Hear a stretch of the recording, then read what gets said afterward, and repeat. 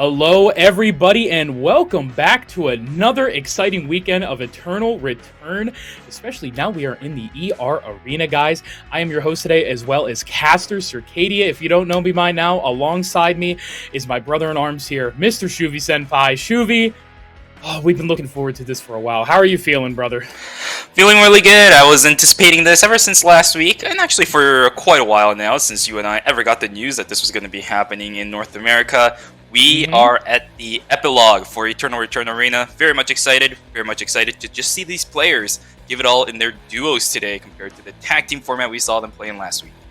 Yeah, some of our favorite NA players are competing here today. They have been running through the gauntlet, and this hopefully is going to be some of their victory stories we're going to be watching here today. But of course, before we watch that, guys, we're going to have to take a look at the format for today for those of you who haven't been here watching ER Arena.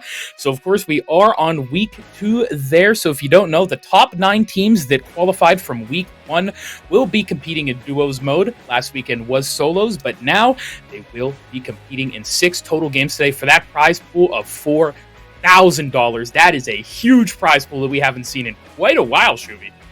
Yeah, massive. And it's amazing that we can get a scale of this big of a tournament in North America. And the fact of the matter is, these guys have been working so hard for it. We have 9 teams remaining in the end.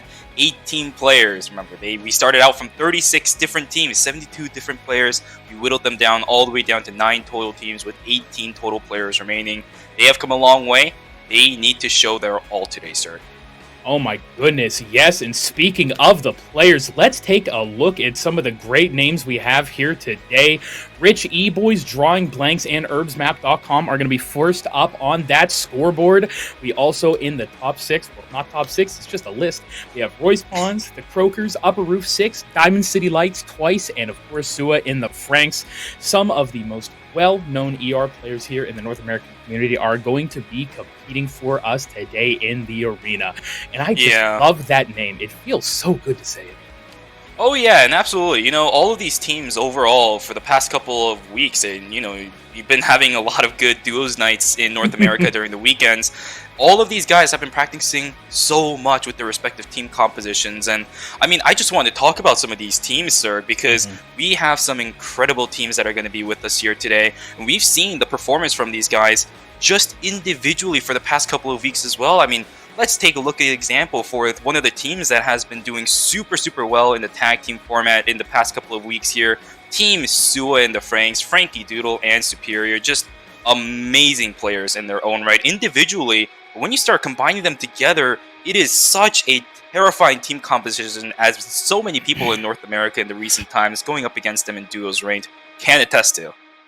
Yeah, literally this composition is so crazy from the both of them. Both of their mains here, but when you put them together as a duo, they get even stronger. Superior, able to allow Frankie to go in and out when he wants with that CC immunity, but also Frankie being able to follow up at essentially any time the Superior wants to go in if he gets a pick with the Odyssey. It is such a great team comp, and I absolutely love how they've just been playing off each other. They have looked like one of the, if not the strongest duo in North America right now among a lot of the people we have. And Shuvi, I know there's one other team you wanted to talk about as well. Could that be Rosito and J10?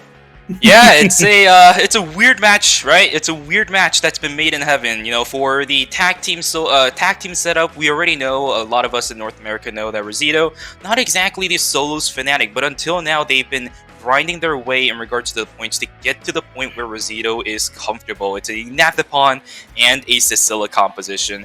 These two are so good at working off one another, and even if we're not going to be seeing the Nathapon today from Rosito, he still has other character picks that he's been kind of showing us in the duo scene when it comes to ranked as well. So very much excited to see these two kind of combine their efforts and making sure that this composition and whatever they decide to bring out, right, make sure that it works, since this is the point where Rosito is comfortable. This is the point where J-Tang is also going to be comfortable playing off of one another's character synergies. That's what I want to see coming out from them today.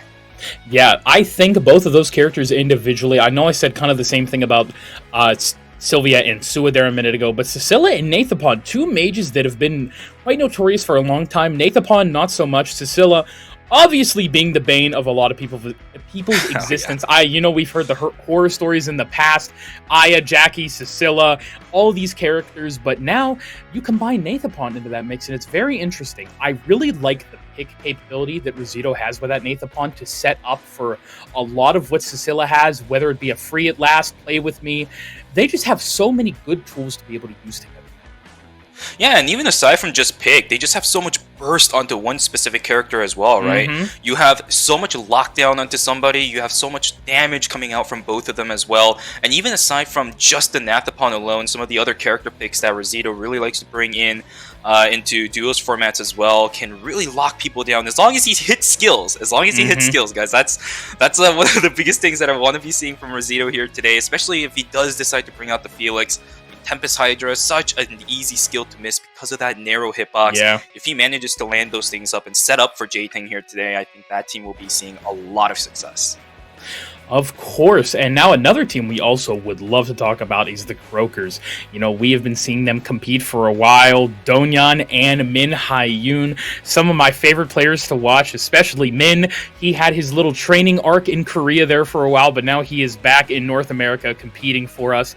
With the Celine, I know Celine has been kind of a hot topic for a while, being in a very crazy state a while ago, but, kind of toned down, brought down a little bit.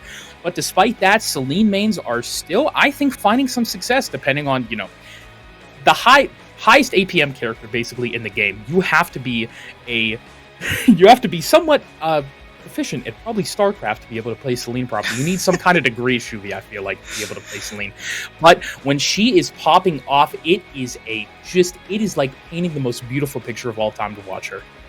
Yeah, and I do wonder if Min is actually going to be bringing out the Celine here today, because when they usually play duos, the Donyan and the Min composition for the Croakers, they usually put two very tanky bruisers that has so much crowd control. I've been seeing some fun things coming out from those guys. I mean, people have known that I've been a huge fan of their, especially Yan as well as the Lina compositions, but nowadays they've been running around with the Yan and the Marcus. That's another character that you're going to be excited to see here today. Yeah. From these guys. And if they do decide to bring these up, I'm already kind of picturing a couple of things in my mind when it comes to the early portions of the game. We're going to start going straight into the draft, but I mean, some of those things that I'm going to be keeping in my mind right now, maybe I'll start bringing them up in these games, because there is one thing of note that I'm going to be looking out for, at least when it comes to maybe in the first 2 minutes of the game during the Tree of Contention over in Temple, night number 1. Another thing to mention as well, right there, we just talked about Rosito with his Nathapon, but there you go. He's going to be on that Felix here in game number 1.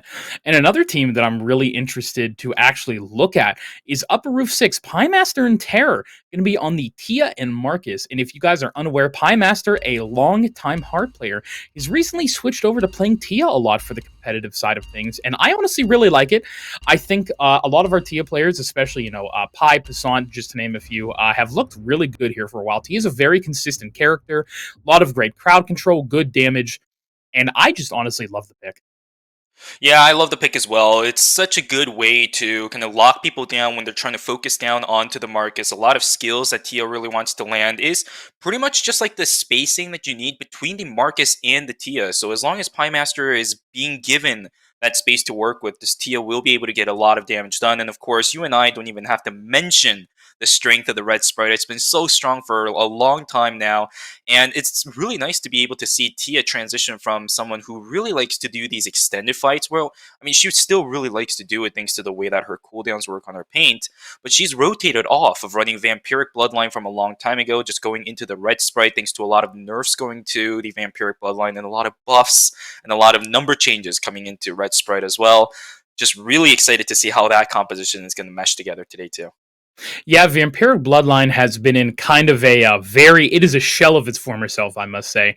With the amount of anti-heal that is in the game, along with the nerfs that is received, Vampiric Bloodline, it's just not what it used to be, Shuvi. A lot of these AMP users vying for, as you said, the red sprite, which for goodness, almost all of Season 7 now has been the popular pick. And then also some of them opting for Frailty, which has been really interesting to see, which I love Frailty. I know Frailty for a long time was the augment, if you remember that back in the day, especially I believe it was, Seasons 4 and 5. Frailty was it was the go-to. It was the cool kid in town, you know what I mean?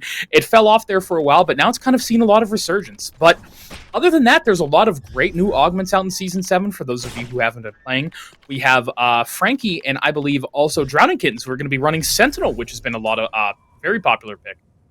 Yep, toolkit finally fixed. We can see that all sorts of damage is going to be the one giving the shield here. And we've been seeing, you and I, the Sentinel coming out from Lennox for quite a while now, right? A lot of shielding given for a lot of people. A lot of AoE damage as well that happens all at once coming out from Lennox too. So those shields can get pretty annoying over the course of time. You and I have seen some very specific cases where those shields come up at the worst possible time for a lot of teams. If we see that here today, Drowning Kittens on this Lennox will be an absolute menace.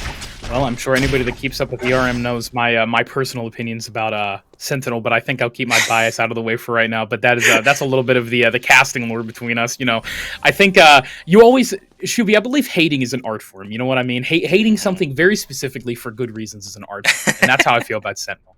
But other than that, right now, I am also a big fan. I really think of the heavy knee pads. I've been a big fan of that for a while as well, and also Bitter Retribution. I love a lot of the new augments, but I think the augment that me and you can both agree has the biggest place in the game is it's Dine and Dash. I think that has to be my favorite augment.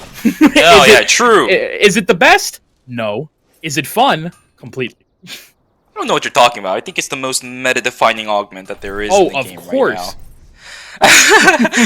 One thing I will take a look at here, just kind of taking a quick sweep over through the player rosters here. It's going to be Fruitcake, and guess what augment C's bring in? It's going to be the Red Sprite on this Mai, and this is something that we have been seeing kind of resurge. Well, not resurge, it's for the first time that we're actually seeing this kind of gameplay coming out from Mai recently. The Amplification variant coming out from Fruitcake here. That's going to be a really fun one.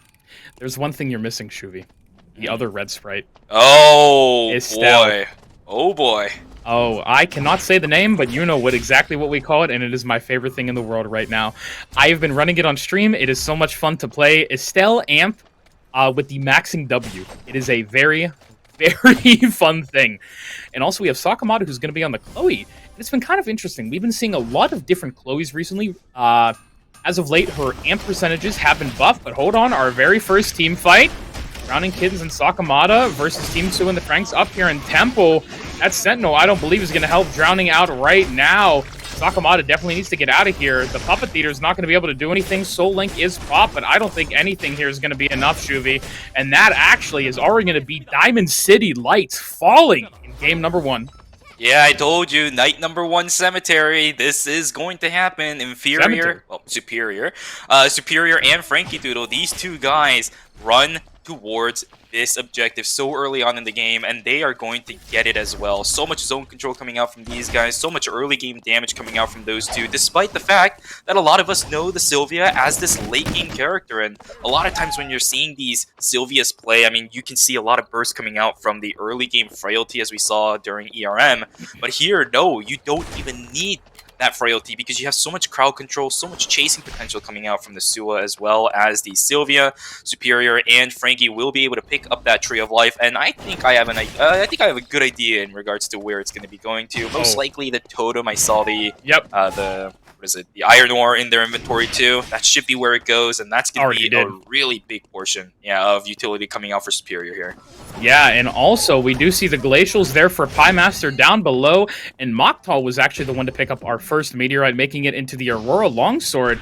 Now we actually see Dona in a little bit of a predicament, trying to run away from Rizito and J-Tang here. Let's see if Rizito's able to catch up, but guess what? Mokhtal and Triss are right here.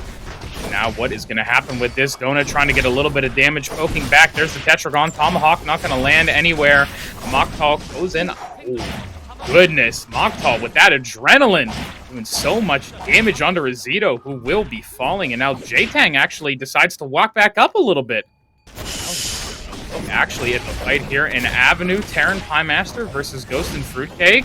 I believe could be Terra falling here. Terra trying to do as much damage as they can. Ghost a little bit below half right now.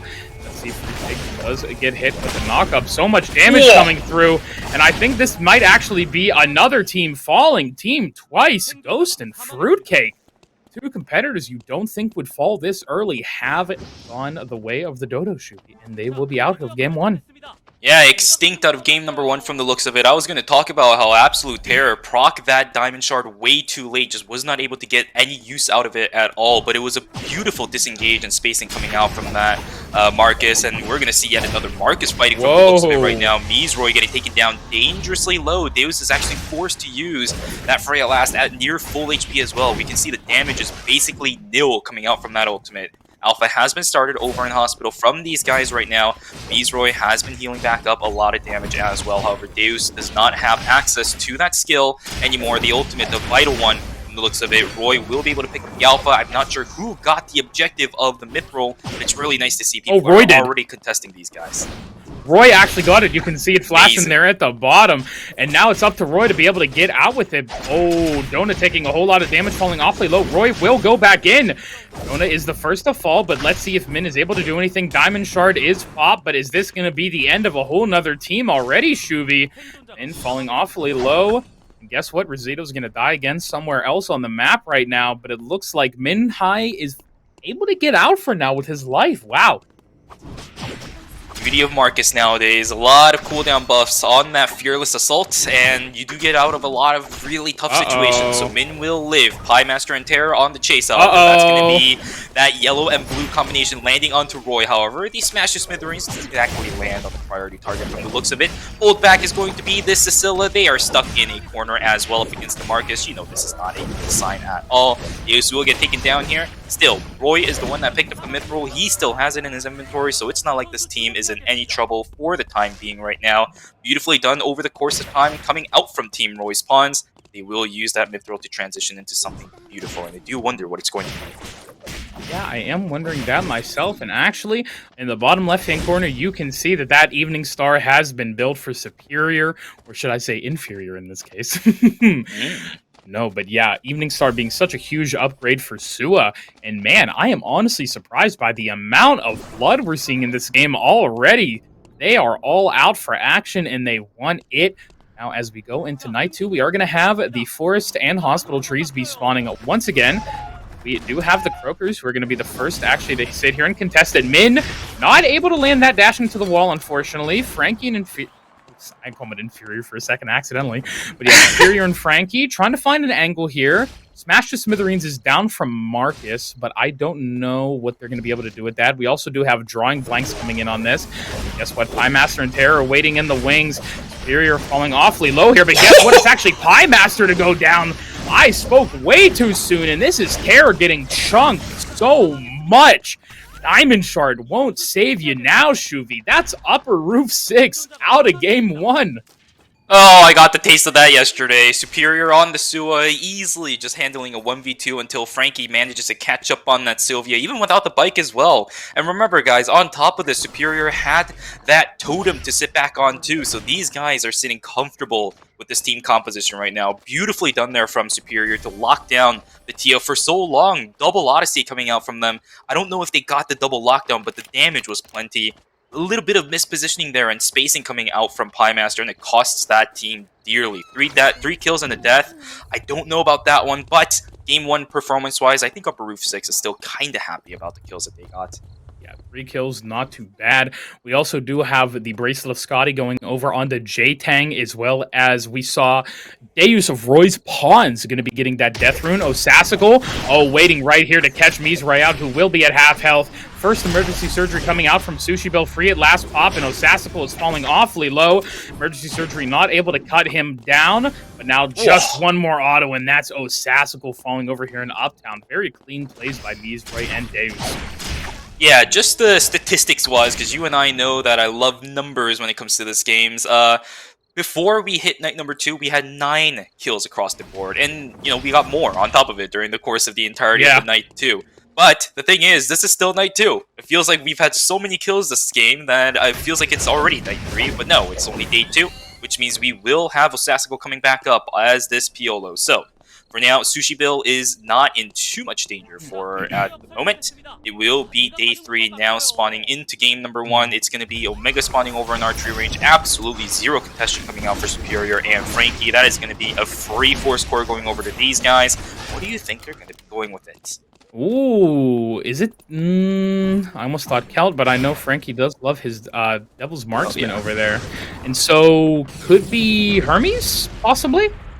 Could definitely be. I mean, you They can are in see archery. Tellurian Timepiece being an option too. Oh, That's yeah, been of such course, a good item Tellurian. nowadays. Yeah, exactly. Oh, it's the Holy Orders actually coming out. Wow. I like that. I like that. Safety for the Very, Sylvia. It's so good it's because so much safety, yeah. yeah. Yeah, basically the entire way that that team composition works to begin with is that Superior is in the front dealing so much damage that if you somehow manage to jump onto Frankie and knock him out first, and there is a chance where you are able to knock down Superior, that Holy Orders will prevent that one huge skill from even hitting the backline. So I really like that option here. It's an upgrade, I believe, from Cabana, so it's not like you're losing out on that much damage. Not at either. all. You still get amplification from Holy Orders too, so beautiful Ooh. decision making there from those guys. So many items coming out at the bottom. Dona able to pick up that Permafrost and Meteorite over there for Team Drawing Blanks. I believe they're just trading it off with each other, but it looks kind of funny on the UI over here. But I do believe, man, only 6 teams left, Shuvi. Can you believe that? I mean, I know that sounds like a lot, but still, I don't know. I'm usually expecting still 7 and 8. A lot of these players I know like to play a little bit reserved, but of course, we know NA. You know NA. I know NA. We already knew something like this was going to happen. And now, actually, we also see that both Scyillas do have Death Rune out for them. J-Tang and Rosito are going to be taking that Chapel Vision. We have a whole lot of players located on that southern side of the map.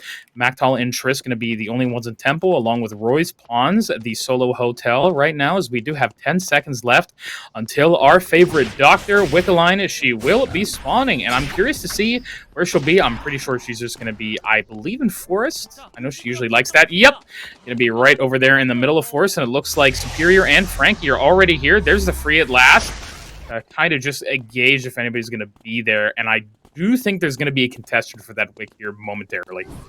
Yeah, there absolutely should be, and there's no way that Roy and Deus is going to let that go for free either. So we'll see how that contestation goes. It's going to be Wick just walking casually back into the research center. Going to be exiting out in Cemetery. It does happen sometimes when teams don't really want to invest all their time into it, but Min Haiyun getting taken down pretty low. This was post shard as well, but he's out safe right now. No, it's going to be a Tomahawk roundhouse straight into his teammate. So Dona actually kind of ruining the life of Min Haiyun from the looks of it right now. Rosito is going to be going in here as well. The Diamond Shard doing a lot for this team right now, but no, it's not going to be enough. Triss and Mako just stretch straight through the archery. No! J-Tech with a huge free at last. We'll be able to pick up both of those kills. Will he be able to get the Rosito pickup, though? That is the question. He's not going to be able to do it.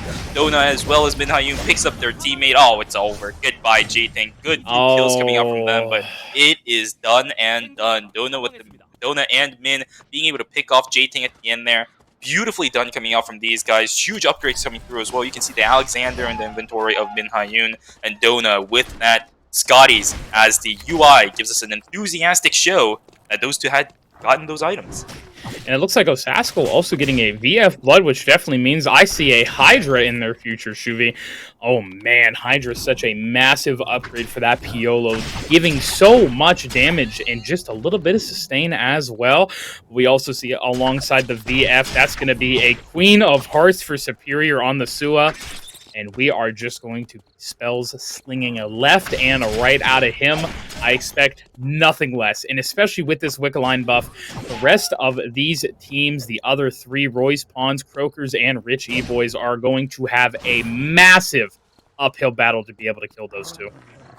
You're right, though, but at this point, a lot of people are getting some of those very vital upgrades right now, right? We can see that Osasko has also picked up that Hydra at this point, which is a massive upgrade when it comes to Piolo in the overall DPS output. So I'm really worried about how some of these fights are going to go. Small mistakes are really going to cost these teams quite a lot in the micro point of things. So these fights in the next couple of minutes for the remaining teams in game number 1 are going to be huge. Not in just the aspect that, small mistakes are really going to cost people a lot, but in just the simple fact that one single good play from these guys are also going to be spelling the doom of many of these other players as well. So let's take a look what happens. Inferior trying to craft things, right?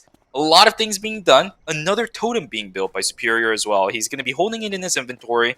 Not going to be usable because the cooldowns for both of those items are shared. There we go. There's the drop onto Frankie. Even more safety, by the way. Veritas be God. Who needs the healing? You have the Radar God. You have the additional healing from your weapon as well. Oh, you are just going with that stasis instead. Yeah, and I do think actually Frankie and Superior could have caught out Minhai and Dona had they maybe stayed a little bit longer. I'm still surprised, honestly, Min and Dona committed to that instead of TPing, but I completely understand both sides of the story. Now, Deus and Roy are going to be running from these two here, as of course they are going to be wicked up here for a few more minutes. Still about, what, a third or 2/3 of the way through, it looks like, on the bar up there. And we see Superior actually just trying to go crazy. Deus going to be moving it to the little bit of bottom side of forest here. And this is going to be a fun end game for us to watch, Shuvi. Yeah, you missed out on the Forest Final Zone yesterday during, this morning. Oh, and now I got it. And there we go. Yeah, you got it. We're going to immediately start out with it. The game just knows you missed that last night when we were doing ERM for the wildcards. So they're just going to give us a Forest Final Zone off the start with game number 1. And that means a lot of people are going to be in trouble, right? Because two completely different-sided temporary restricted areas, and this is going to be massive. Here we go, though. Camera going down. Roy does find an angle. Smash to smithereens, though. He's not finding a single angle on that suture. He will get a big one. Still coming out from both of them as well, but they're so darn tanky. Dona is not dying. Min is not dying. Roy is going to get knocked up like a ping pong ball as well. Goodbye, my friend. Deus does not have access to the free at last anymore. They're just bouncing the focus off from one another as well. Deus will at least be able to pick up Dona, but Min Hyun has gotten at least a little bit of rest. So much damage coming out from the Sicilla, though. Oh, Marcus is not having a fun time right now. The pull should be available. The bubble comes out as well. Oh, the pull actually does not hit Min. So a little bit longer, he will stay alive, but the hex damage is just accumulating over the course of time. Roy's going to get picked up, and Min has to run away. A close fight, but my goodness, that huge suture from Roy really set things up for those two. I saw it coming too. You could see it right when they were lining up. And is this... Oh, this is the death of Min, it looks like. The bubble, Diamond Shard, and the smash to smithereens cannot save you now, Min. That is the Croakers going down there in 4th place. Goodbye, my friends. And here we go, another fight happening. Frankie ruining the lives of these two as well. He's not taking any damage. There goes the stasis. So much damage being dealt from Superior right now. Oh my god, that wasn't even a close fight. Did Osasco even have the Hydra? Because that wasn't even close. Hydra.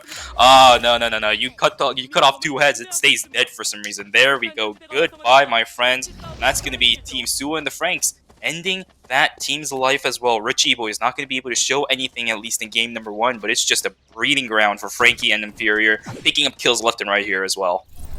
Oh man, and look at these stats. Roy a little bit behind on mastery compared to the rest of them, but the items are looking just as good for Roy's pawns.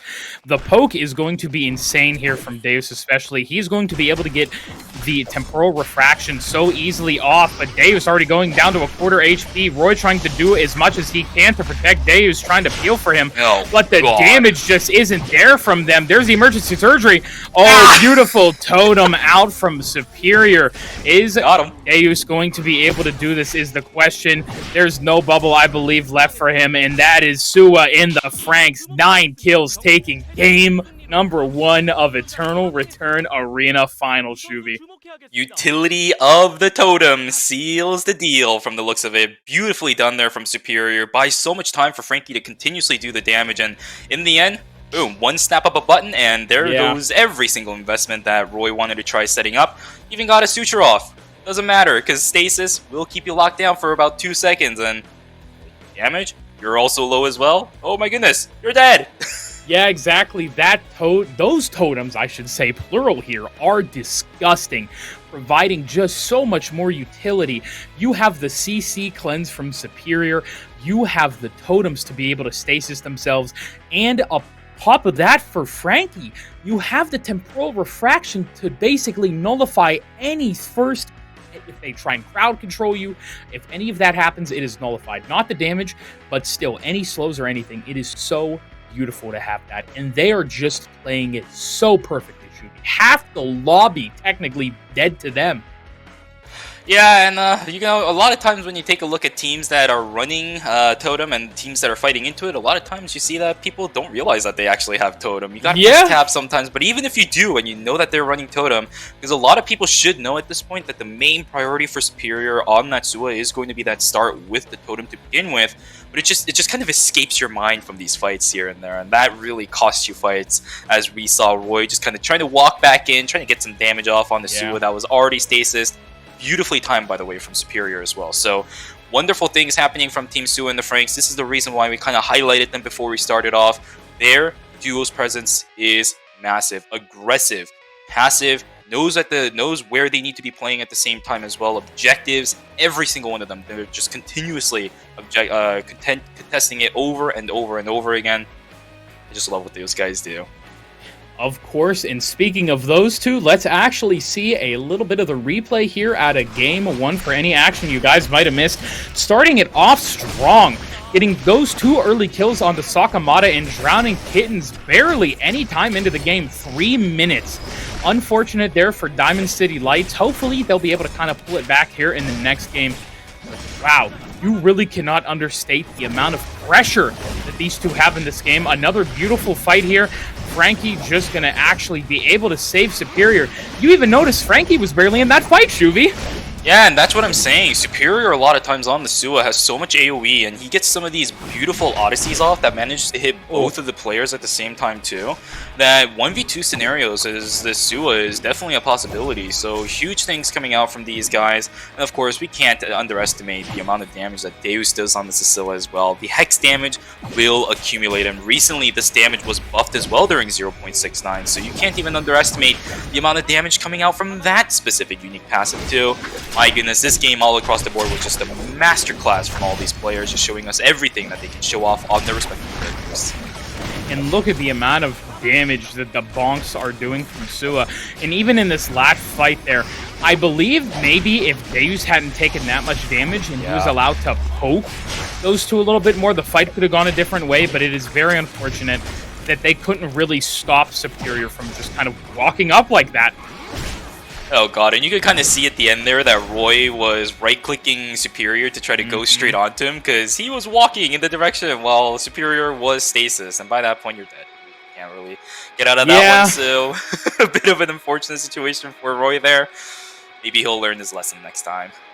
Yeah, hoping. It's unfortunate too, because they had all those great items. But speaking of great, let's take a look at the great scores there, especially for Sue and the Franks after Game 1 on our scoreboard.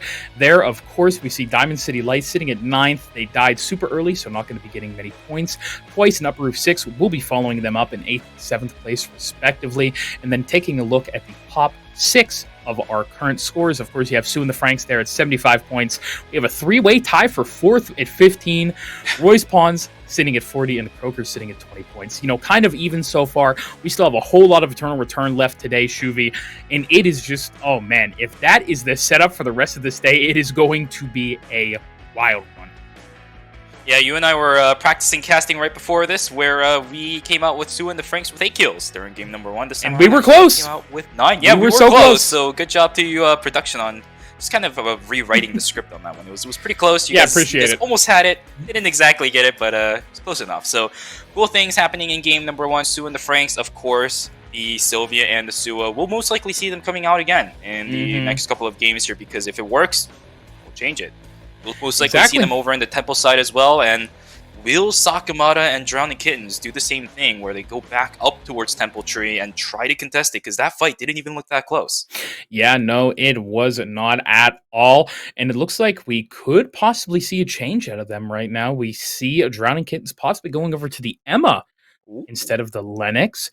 A lot of the other teams are kind of staying the same. We do have Drowning staying on the Lennox. We do have Fruitcake. I believe Fruitcake was, if I'm not mistaken, not on that Luke last game. Yeah, he was on the, I believe, I'm forgetting here. I think I know. Who was it? I know. Why am I blanking so hard? Because I remember. Oh, my. It was there we go. You're right. The Ant Mai. Yeah, the Ant Mai. It took me a second to remember. I was like, oh my goodness. I remember them dying in Avenue, and then I was like, the Mai. That's exactly what it was. We were talking about the Red Sprite Mai for a while. But I am still excited. You know, that's really the only change in this lobby now, that as far as I look at it, every other team kind of staying exactly the same, if I'm not crazy. Yeah, Triss is going to be back on that Amp Estelle, which honestly, him and Mokhtal, they were putting in really hard work in Hospital. It was a shame to see them die how they did, but I love that comp, especially it's really different from what they usually play in these tournaments. Yeah, and the funny thing is, they actually shredded through two different diamond shards, by the way, over in Hospital. One was on the Yeah. Marcus, one was on a Felix. It's insane the amount of burst damage that these two can do. And it's funny because you take a look at these two characters and you're like, if you're running Amp Estelle, you have one really big damaging skill on that fire extinguisher. But you still manage to burn through the diamond shard that the Marcus has, who is very infamous for being an insanely tanky character, especially with that diamond shard on, and you still have more damage to finish the Marcus off as well. So very excited to see more things coming out from that team. You and I have been very excited to see this Amp Estelle coming out from any of our players across the regions, and we finally get to see one. So it's going to be consistent tonight as well. This is going to be awesome. Yeah, exactly. And if you guys remember, there is no anti-OTP rule for this specific duo. So these teams can run this all 6 games. But even if they do, I know some people, kind of like to say, oh, why aren't we switching up the characters? But I love seeing these people what they're most comfortable on because it makes for the most exciting plays. Despite, like I said, it being the same characters. If they're comfortable, you're going to see crazy, crazy things out of them. Oh yeah, 100%. And this is the reason why most of these character picks, even if it may not have looked like it worked in game number 1, is staying consistent. It's still early in the games. It's still early in the series. We still have 4 more games after this one. And even more so than that, remember, you and I have been talking about that intermission buff coming out for so many players across the board, across all regions too. So, for the first half, test things out. You can keep running the same things that you've been running. Just make sure that there is a limit to how far you take that, because after a certain point you do have to understand that maybe your team comp isn't working, maybe you have to change things up a little bit. So hopefully none of these players do that too late. We saw a couple of those cases happening recently ourselves as well. If it happens earlier, then cool. If it doesn't, then we could pray that we saw more of those, but we're not going to. There's no need for it's not a Prage angle, Shuvi. It's a hopium. You know what I mean? Yes, there you go. Yeah, exactly. No, but as we are getting a minute outside of night 1, I am already just excited for this because we saw the action that was so early there in game 1's night 1, and if Sue and the Franks is able to just do that again, oh man, it is going to. We're in for a treat, Shuvi, and I believe everybody out there in the audience is in for a treat as well because, oh boy, I am ready.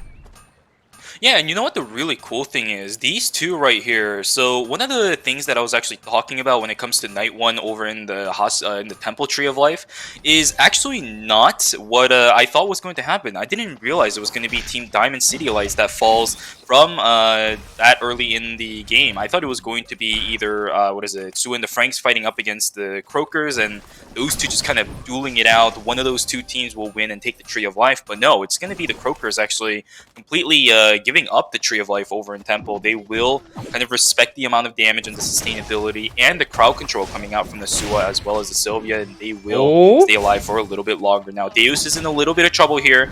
The bubble has come out. The yellow paint will also hit as well. That's a lot of damage coming out. Deus is going to get taken out here as well. The Free at Last not exactly doing too much, as it is going to be a level 1 Free at Last Pie Master with a beautiful setup onto Deus. Will be able to secure the Tree of Life now. That Roy is the only one remaining on that team.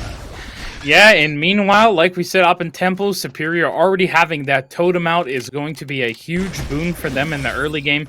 Being able to essentially deny so many of these ultimates in just what they're able to do is one of the most disgusting things in the game. And it's funny, when we're watching... I'm going to kind of shift this over into our opinion. Obviously, we are, the casters, the Korea side of things as well.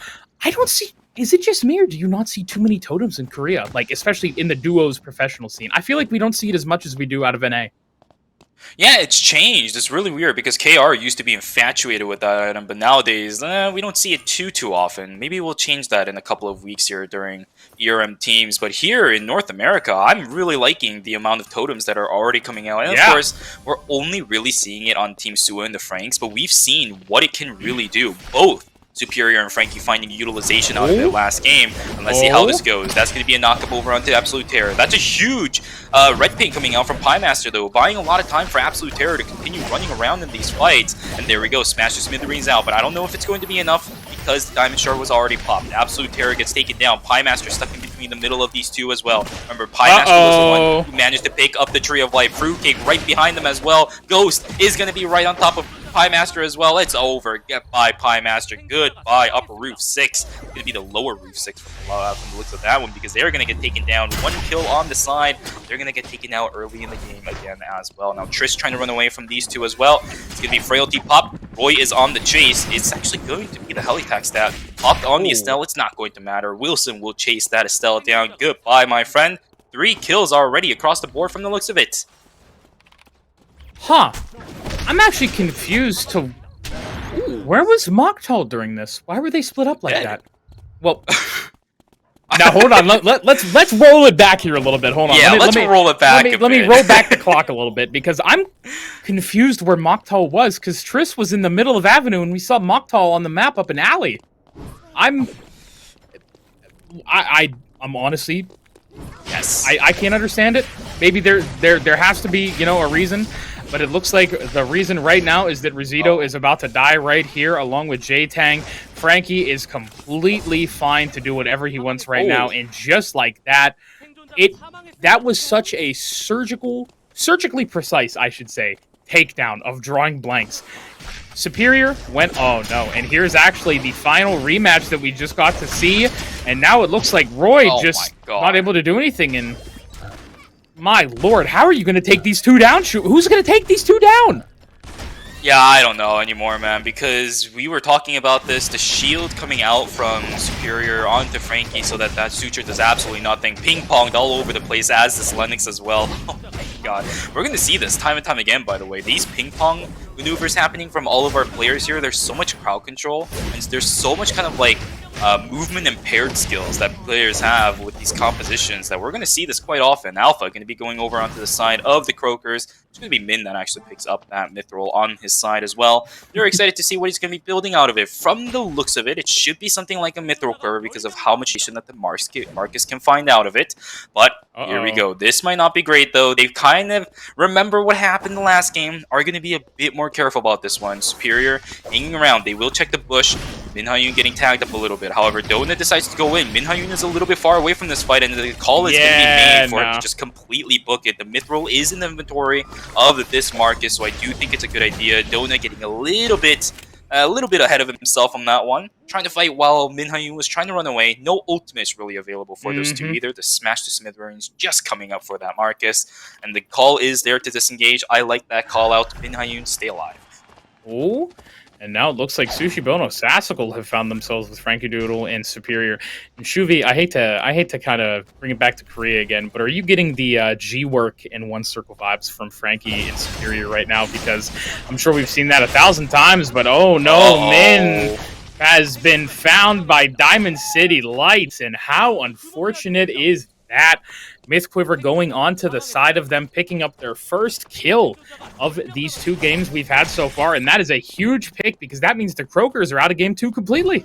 Yeah, you're right, and that's going to be a couple of beautiful items going over onto the side of Diamond City Lights. We saw earlier that Sakamoto was actually holding onto the Mithril Quiver, but they swapped it over onto Drowning Kittens on this Lennox instead. And now, this is something that you and I have been seeing quite often, where we've been seeing these Lennoxes decide to run stuff like the Jolly Roger, and then even transition it over onto the Mithril Quiver as well. They take so much pride in running that Swift Strides because of the amount of mobility it gives you and the amount of setup that gives you as well. Sushi Bill trying to fight it out up against Superior, but that shield is ruining the dreams of every single Cathies across the board here from these lobbies. Osasako trying to run away from this one as well, but the breadth of the Dragon going completely wide, it wouldn't even have mattered because the shield comes up again, and that would have been a crowd control immunity. So Superior utilizing these shields so well on this team composition. These Cathies are just not having it from the looks of it too. Yeah, and these teams are just having such a hard time trying to dissect that comp and just work around it. It's looked virtually untouchable.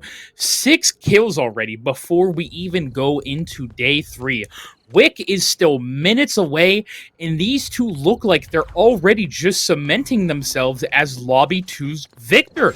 I don't know who out of these teams is going to be able to do it, because even Mizroy and Deus, who last game had insane transitions. Mizroy had Eclipse.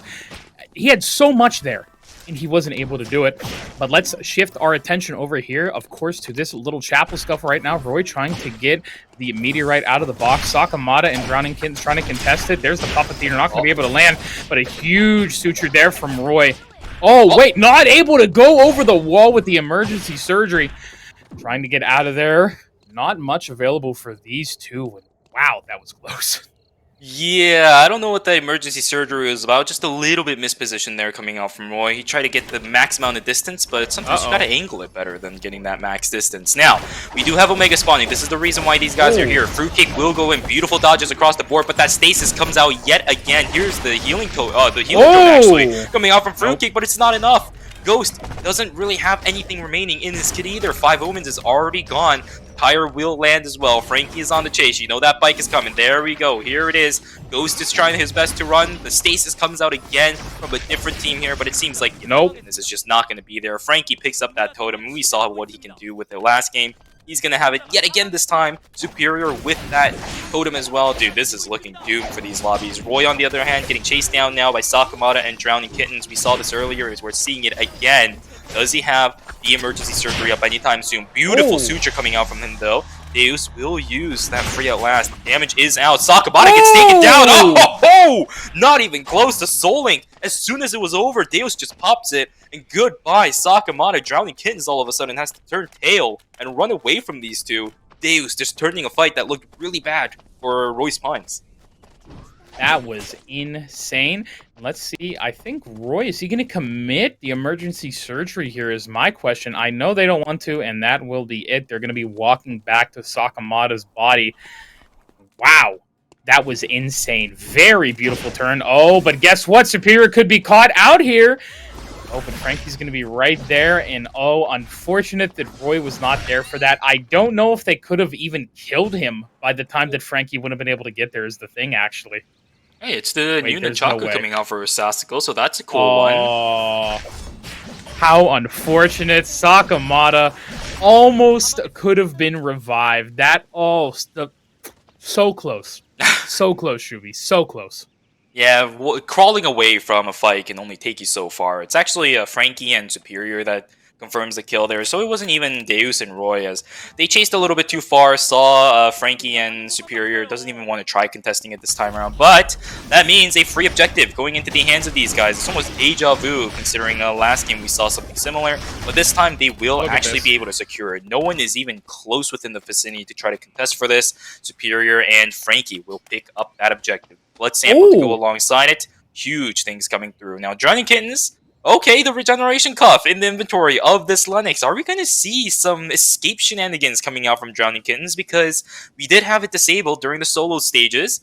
We do have it enabled here for the duos, however. So, are we going to see something fun, Circadia?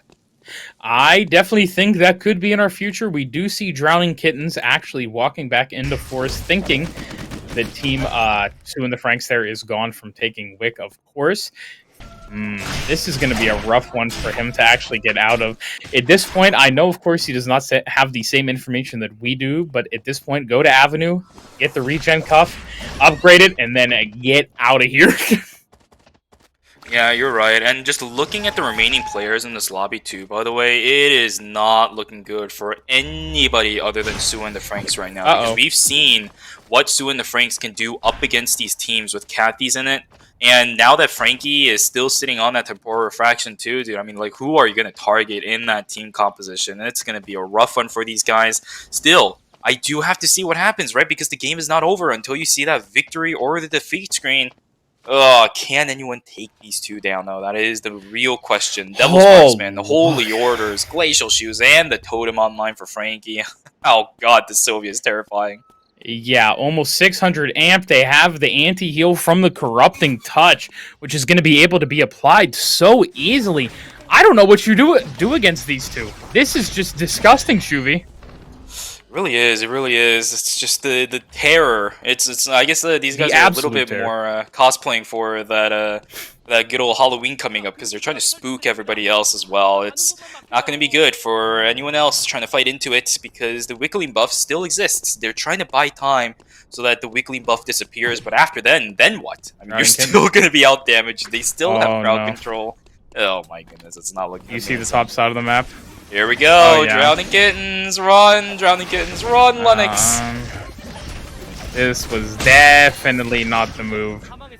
Unfortunate. I do, even with satellite radar, I know he saw where those two were, so unfortunate there for Drowning Kittens. I mean, did you see the Sentinel there keeping Drowning Kittens alive for a little bit longer too? Wow, what a broken augment on Lennox, right? That's toxic. That's toxic. I'm not even the one. I'm the one that dude, that's supposed to be my shtick, and you're taking it, friend. That's just toxic. Yeah. Hey, I do that sometimes, right? I'll jump on that opportunity if I get one. Let's take a look at the items that they have. It's just I don't see a way out for Royce Pawns or Richie boys here, Shuvi. Yep, the two Kathy teams are the ones that remains up against this Sua as well. He's been doing so good at making sure that the shield is on the right person for that CC immunity. He's going to hop on over to the, the transfer console as well. He has 68 credits. Going to be calling in that Tree of Life already with the meteorite in his hand that he picked up from Pawn. That's going to, of course, go into that Forest Core. And starting from here, it just becomes worse and worse and worse. I feel like that's going to be the theme of this evening here from the looks of it. Worse and worse and worse, because Superior and Frankie is just not going to let up on that pressure whatsoever in any of these moments of the games. Yeah, kind of not surprised about that at all. I think the only way to really win here, Shuvi, is going to be it's another Forest Final Zone, huh? Oh. But I definitely think it's the only way to win this is via third party, I feel like.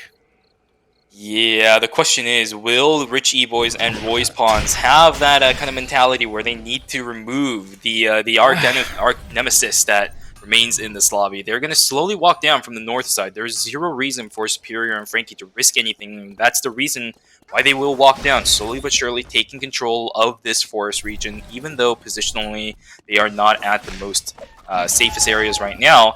Let's take a look at how this happens. Chickens dying means that pings will go across the map. Osasco and Sushi Bill just hanging out in that bush at the top right building inside a forest. Roy and Deus doing the exact same thing here, but the timer on that camera should alert Superior and Frankie that there is somebody nearby. There is the check. Roy and Deus will back away from this one, but more and more you can see that the positional advantage going in favor of Superior and Frankie. This just doesn't matter. Anything that Roy does just gets completely negated by the healing from radar gun, it looks like. Yeah, I mean, this is tough. Deus on the Sicilla trying to get as much damage out as possible, but that radar gun, it is a level 15 Silvio running with Sentinel as well. Shield and the healing be gone. This is just looking tougher and tougher and tougher for Deus. Roy, they're walking slowly but surely into Saskal and Sushi Bill. Are they going to do it? Superior and Frankie are pushing them in. Sushi Bill is going to go into Deus. Roy trying to run away from this one, but Osasco lands that hole. Oh my goodness. Deus is going to be gone. Roy trying his best to get away from this one as well. Cloak and Dagger straight into the bush. Sushi Bill is now the one left out in the middle of nowhere as well. That emergency surgery is not going to get you anywhere. The tire is going to hit. Roy. There goes Sushi Bill. Oh goodness. Oh goodness. Mercy. This is going to be 13 kills for Sua and the Franks here. Because there is absolutely no way either of these two teams win this here. I see absolutely no way for this to just... I don't know. Unless somehow Osasco just Metal Gears his way behind Frankie and Superior. There's no way. No, yeah, this is practically impossible. I don't even know if Osasco can 1v1 Frankie at this point either, but looks like Superior and Frankie are just going to, make quick work of Osasco. And now, it's Roy. It is Roy. Can you do it? Can you bring back the Season 1 miracles that he's pulled off? Now it's not looking like. Goodbye, Roy. Goodbye, Roy. He lands a suture, though. Is 13 kills now for Team Sua and the Franks. 22 total kills after game 2. Wow. That is... What else do you say, Shuvi? What else do you say? That's a rough one. We're 2 games in. Yeah, that is okay. 22 kills. It is very, very hard to up what they have done here so far just in these 2 games. We still have 4 games left of this, and these teams need to figure this out now. I cannot urge them enough to figure it out. I know none of them can hear me, but if they could, I would be screaming at them to figure this out now. It's not even, you don't have to worry about any other team in the lobby but them at this point. It's you need to kill them. It's so hard. Oh my lord. Oh man, already starting from night number 1, we can see the amount of domination that team comp already has. And again, this is Sylvia before even level 11. They're doing so much damage with just one rotation of the Sylvia bike, because Superior is just sitting there confident in the front line, landing these Odysseys left and right. And a lot of these Odysseys also, by the way, are hitting both of the members of the teams that they're fighting into as well, which means just even more damage coming out from the Sua. And we've seen each of these book claps just doing so much damage to every single one of these players here. I think Roy at the end there just got hit by a book clap for like 400 damage or something. It is massive amounts of damage. That Superior is just such a masterclass performance coming out from the Sua too. Completely agree, Shuvi, and let's go into those replays here for game number 2, because what a game it was as well. How insane was just everything that happened here, Shuvi, was just nuts. They just look fantastic. Like I said, they are the best team. I said one of the best teams, if not the best. And Shuvi, I think I'm not eating my words, but they're coming to fruition, essentially, because they just look so in sync with each other. It's, like, unbeatable, essentially.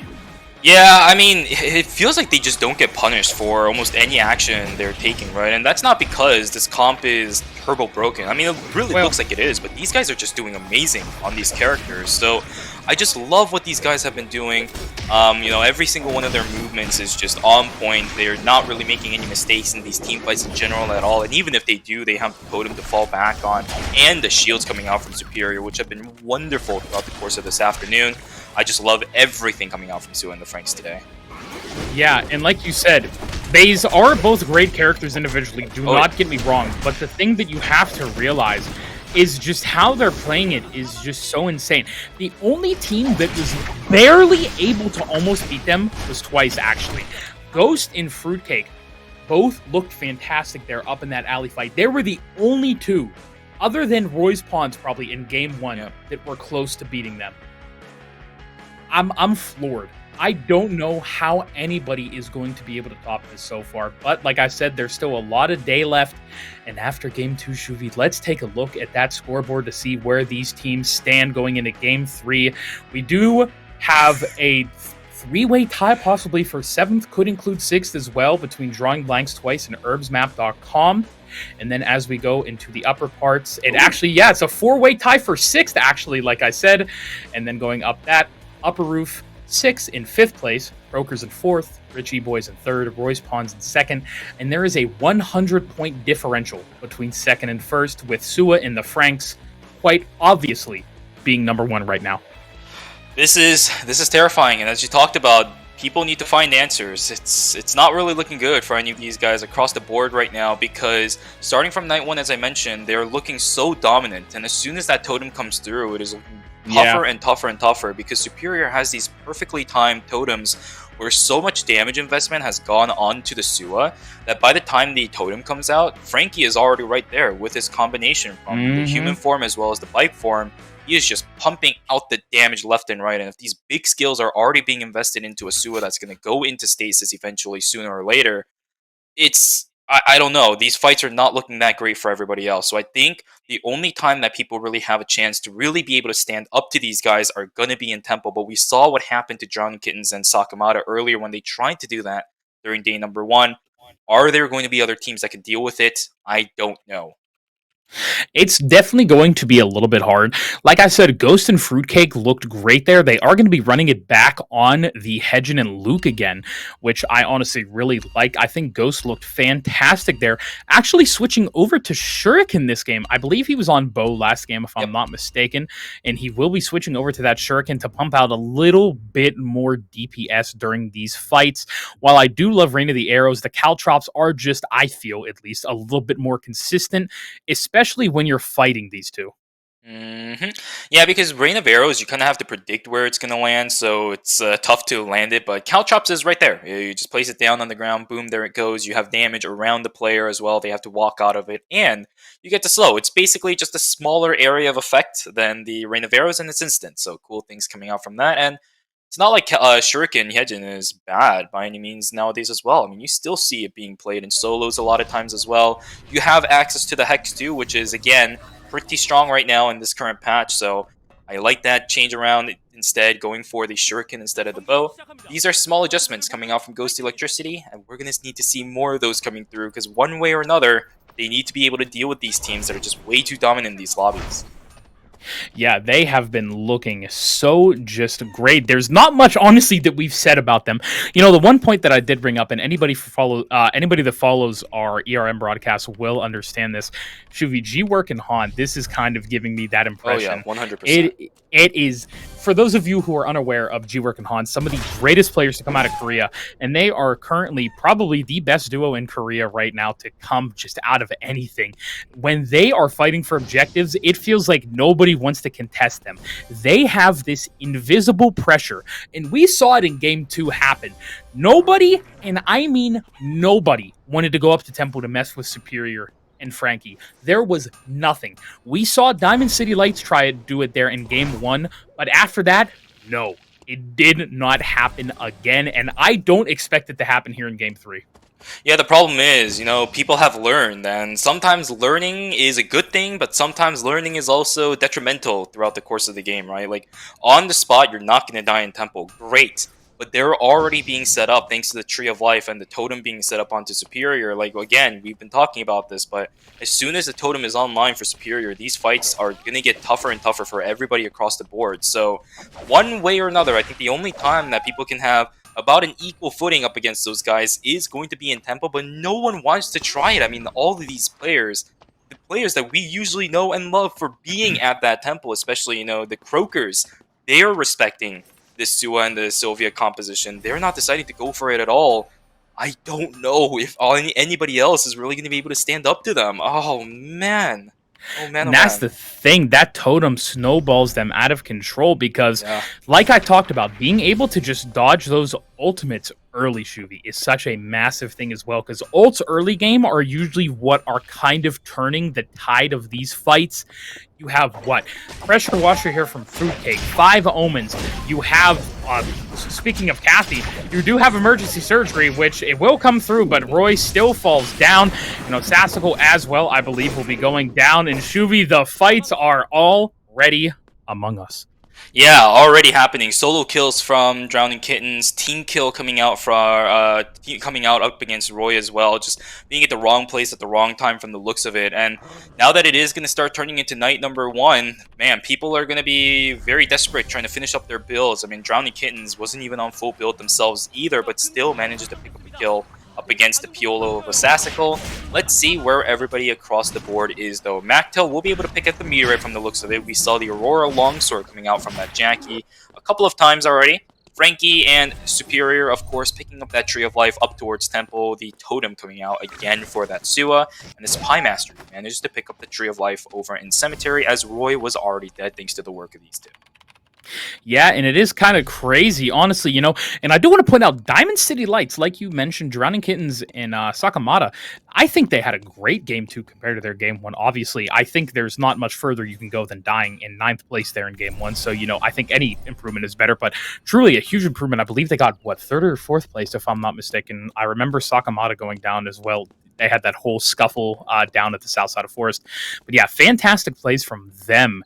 And now going into Game 3, hoping to see them perform even better. We did see... Oh, hold on. Before I even talk about that, Roy, great amputation, but don't know if it's going to be enough. The speed gate is still up. 5 Omens. Actually, the fear does come out, but Roy, beautiful timing on that emergency surgery to be able to get out. And actually, Mokhtal is going to fall. Rizito as well. And oh no, drawing blanks is our first team to fall in Game 3.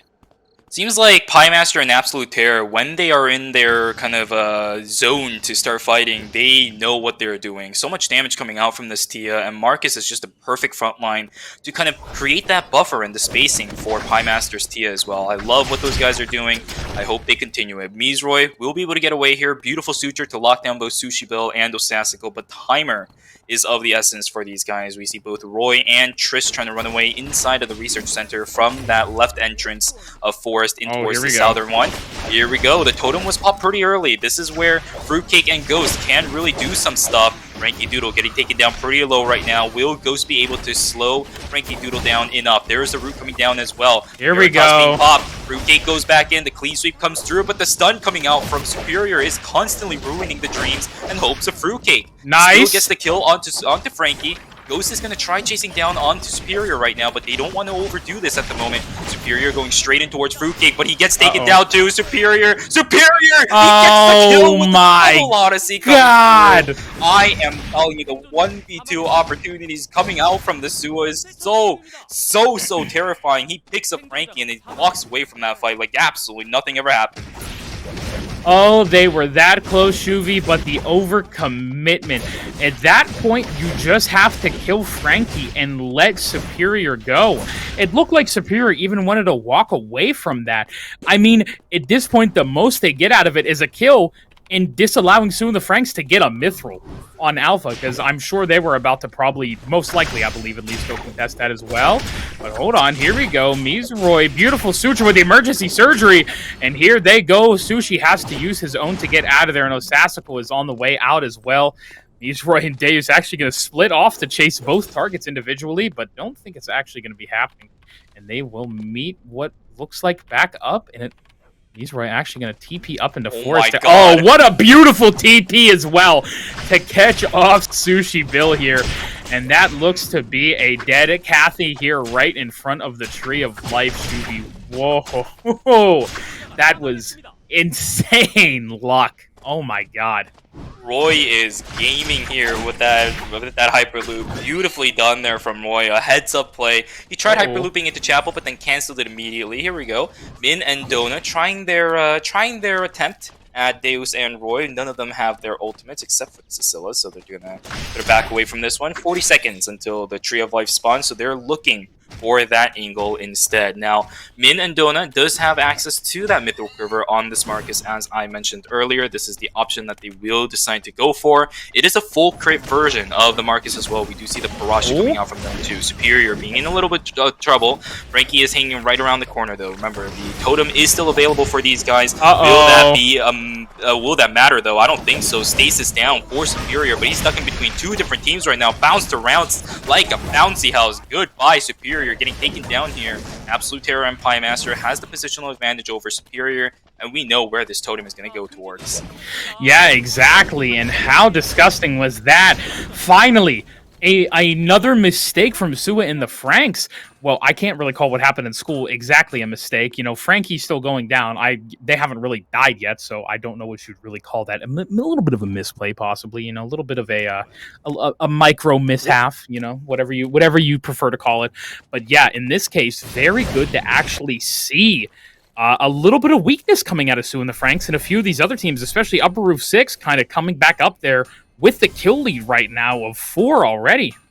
Yeah, I think they're getting a little bit too comfortable right now. Hyperlooping is still going to be risky anytime past the first minute mark from the looks of it, because we had some solo deaths here as well. I will also mention, by the way, Pie Master and Absolute Terror actually did not check the body of Superior and decided to give away the totem over onto Dona and Minhyun instead. So they're the ones holding it in their inventory. Probably will be going over on the side of Dona from the looks of it, because we do have the Mythic on the side of that Marcus.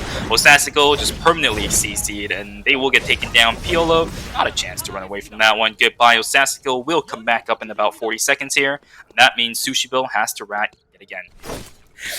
Yeesh, and that is a rough one, especially when you only have 1 minute left here going into day 3, actually. Where looks like Omega is actually going to be over in hospital. Nobody going there yet, but it could be. It's actually Royce Pond's going over to hotel. Could they be meeting team number 9 there? No, they're actually going to be going to Chapel. probably for the the meteorite is going to be spawning there. That was close. I saw it too. Yep. Oh my You god. saw the little circles. You know what I mean? It feels like one of those management games where you see like, and you're like, oh no, please don't. Oh no. Oh, the totem coming back to bite them, Shuvie. And here's the fight we were looking for. Oh, the double bouncy knockout house! from Donut. The tomahawk roundhouse right into the wall. But is it going to be enough?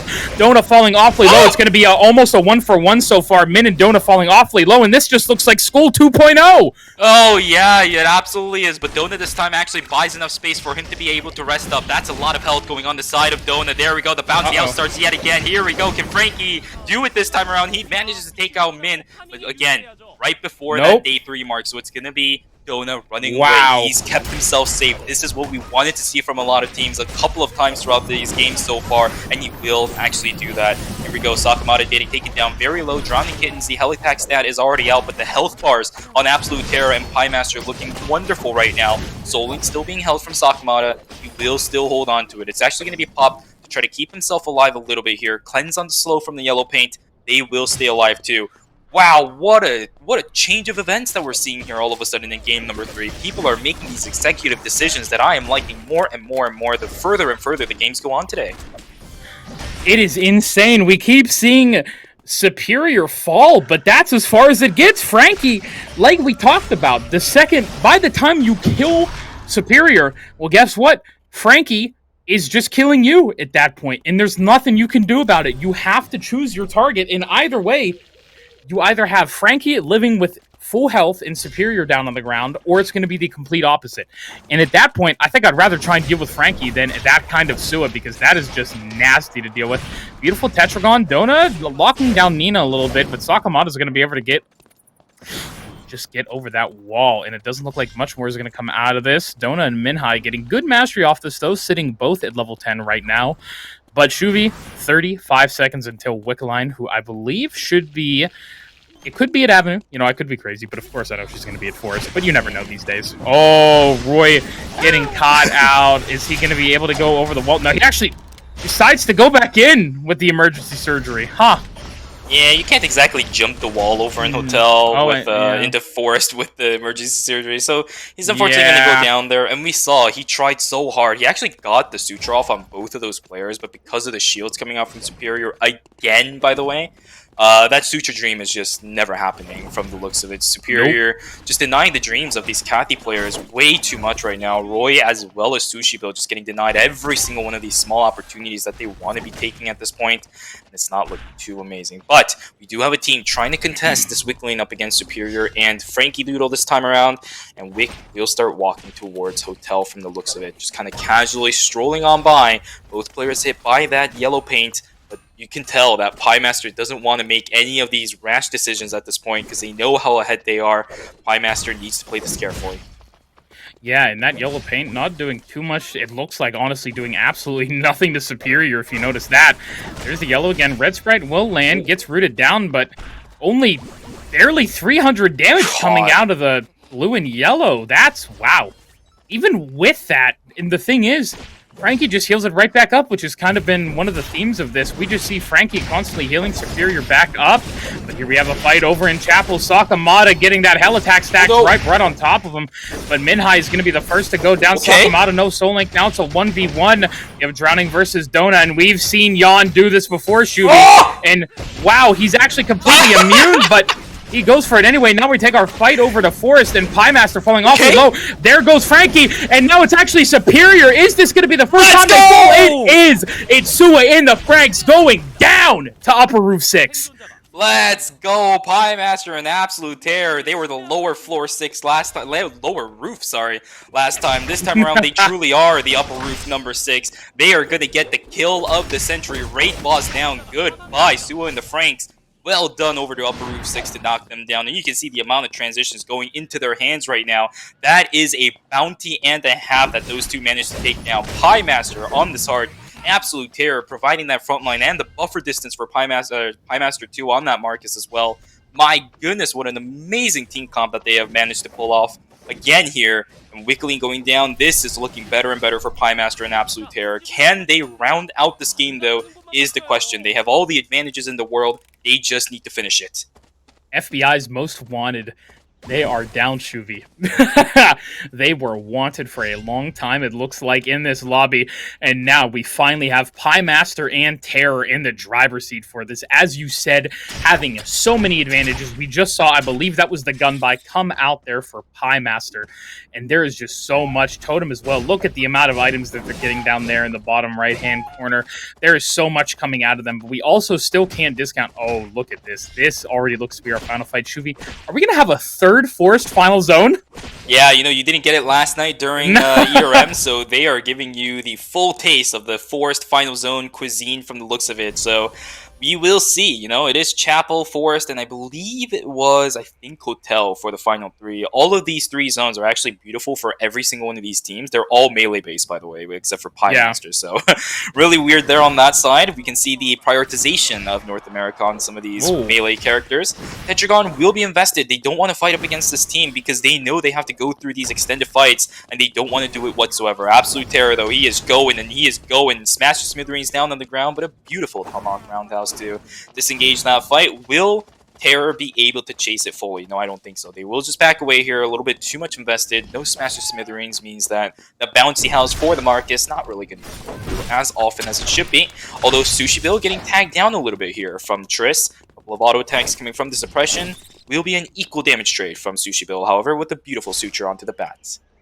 You know, and here we go. Hold on. This is what I'm looking for. Run. Boy, Triss and Mocktal need to get out of here. What's going to happen with this, Shuvi? Oh, here we go. That's a lot of damage coming on from Triss. And now actually, hold on. Terror's falling awfully low. The Diamond Shard just barely keeping them up, though. Pie Master with a huge knock-up. That's herbsmap.com. They got turned. They just got turned on so fast, Shuvi. Did you see that? That Diamond Shard. Oh my goodness, the amount of defense that he probably had. Terror. That's 9 kills now. Oh my goodness, I didn't think anybody could catch up to Sue and the Franks, but this looks like it's going to be the game. Oh my god, Absolute Terror said earlier, hey, you guys shredded straight through my Diamond Shard last time up in hospital. This time, that is not happening. They are just going to completely obliterate Mactel and Triss. It looked really good for a second there because Terror got taken down really low without the help of the Diamond Shard. Just kind of took some free damage from both the Estelle as well as the Jackie. You saw the investment there with the Chainsaw Murder being popped from the Jackie as well. But as soon as the Tia started doing damage, it wasn't even close. A huge red paint coming there, by the way, from Pie Master as well, using that vision impairment to lock down both of the melee characters. And this is the problem going up against the Tia and the spacing that I was talking about earlier that Absolute Terror really buys for Pie Master. Because the spacing between these two is perfect for that red paint to do a lot of vision impairment. We see how important that is up against all of these melee teams that are going to be remaining here. Yeah, exactly, and we only do have 2 other teams left. And if Upper Roof 6 is able to get all 4 of those kills there, Shuvi, that's 13 kills. That is just going to match what Sua and the Franks did last time. Now, mind you, they still have 5 kills, but hold on. Here's a fight. Let's see what's going on over here. Sassical and Sushi Bell trying to get out of it. Oh, but Terror, I think, spotted them along with Pie Master, but guess what? Now, Minhai Yoon and Dona are in backseat right now, having a bit of a problem. Diamond Shard is popped from Terror, and now they're actually going to decide to go on to Dona, who is going to get hit, but actually the totem goes off in time. A lot of paint coming out there from Pie Master, but Dona, I think this might be your end. A beautiful Tomahawk Roundhouse able to get them both away just for a moment's time, but I think Terror and Pie Master are going to be able to catch up. There's that smash to Smithereens, and there goes Dona down to the ground. Wow. Oh my god, Shuvi. Dude, the Pendulum Axe is coming down from Rich E-Boy is actually ruined Dota and as well as Min. They had to split up of all things, and while they were splitting up, they 2 perfectly positioned traps coming down from Rich E-Boy. So Rich E-Boys keeps themselves alive, but then takes away the life of the Croakers indirectly. Min Hyun has to rat away now. Pie Master and Absolute Terror still sitting in a very dominant position here. The 13-kill dream might honestly happen, and they might reciprocate the performance that Sua and the Franks was able to show us in game number 2 as well. Min Hyun has to make a decision here. He does call something. It's going to be the first aid kit. He wants the extra healing. The stakes are not going to cut it for him. He's walking straight in towards Sushi Bill and Osaskal, however. He knows decisions has to be made, but we see Terror and Pie Master walking up. Oh god, run everybody, run! Timer advantage is in the hands of Pie Master and Absolute Terror as well. Who is going to be the first one to follow? Sassical trying his best to stay alive, but it's not even going to be close. Goodbye. Osasco YOLO down and out. Min Hyun trying his best to stay alive as well. He only has 15 seconds remaining on his timer. He needs to walk back one way or another. He will try his best, but Terror sees him. Goodbye, Marcus. Piemaster also joining the fray, but in the end, it will be the head pop. Goodbye, Min Hyun on the Marcus. Marcus will be the one to take it out. So the counter sign of the Marcus going through Absolute Terror picks up the kill credit for that one, and all that's left, and then there were one. Shuvi, 13 kills. The dream has been made. They're finally catching up. Can you believe it? And what a game for them to really catch up back on towards the Sua and the Franks as well. They're the ones to knock out the bounty-headed players of Frankie and Superior, and they're the ones to take away the game as well in such a dominating fashion. A well-deserved victory going over onto Absolute Terror and Piemaster, and this is what we need to be seeing from teams. They have found the answer up against Superior and Frankie. I love seeing what they did there. I know we couldn't see the entire fight over in Forest, but my goodness, was that exhilarating. Wow. I am so happy that that game turned out the way it did. It was beautiful, Shuvi. I think this deserves the little golf claps we like to give here, you know, the tiny little golf claps over there to Upper Roof 6, man, because 13 kills. I did not know if it was going to be able to be done again, but look at that. Terror and Piemaster. Piemaster maybe not on the maybe not on the that's a weird looking Tia skin, but I do love it anyways. I am in love. He looked fantastic on that Tia there this game, but we also cannot discount Terror on that Marcus, and what a rise to stardom Marcus has made in these last few months, coming out as a pretty weak release, but now such a solid character across our modes, and it is just lovely to see, Shuvi. Yeah, the consistent damage coming out from the Marcus is so big as well. You know, the damage coming out from Art of War, you have these auto attacks going left and right, the chasing potential as well from that skill, the movement speed increase when you're trying to chase people down, smash to smithereens, and then you have the brutal effect coming through as well. There is so many things going so well for Marcus, and then Piemaster just right behind, following through every single one of them. The massive prioritization on the melee characters means that the red paint does so much throughout these games, even if you don't get the combos out of them.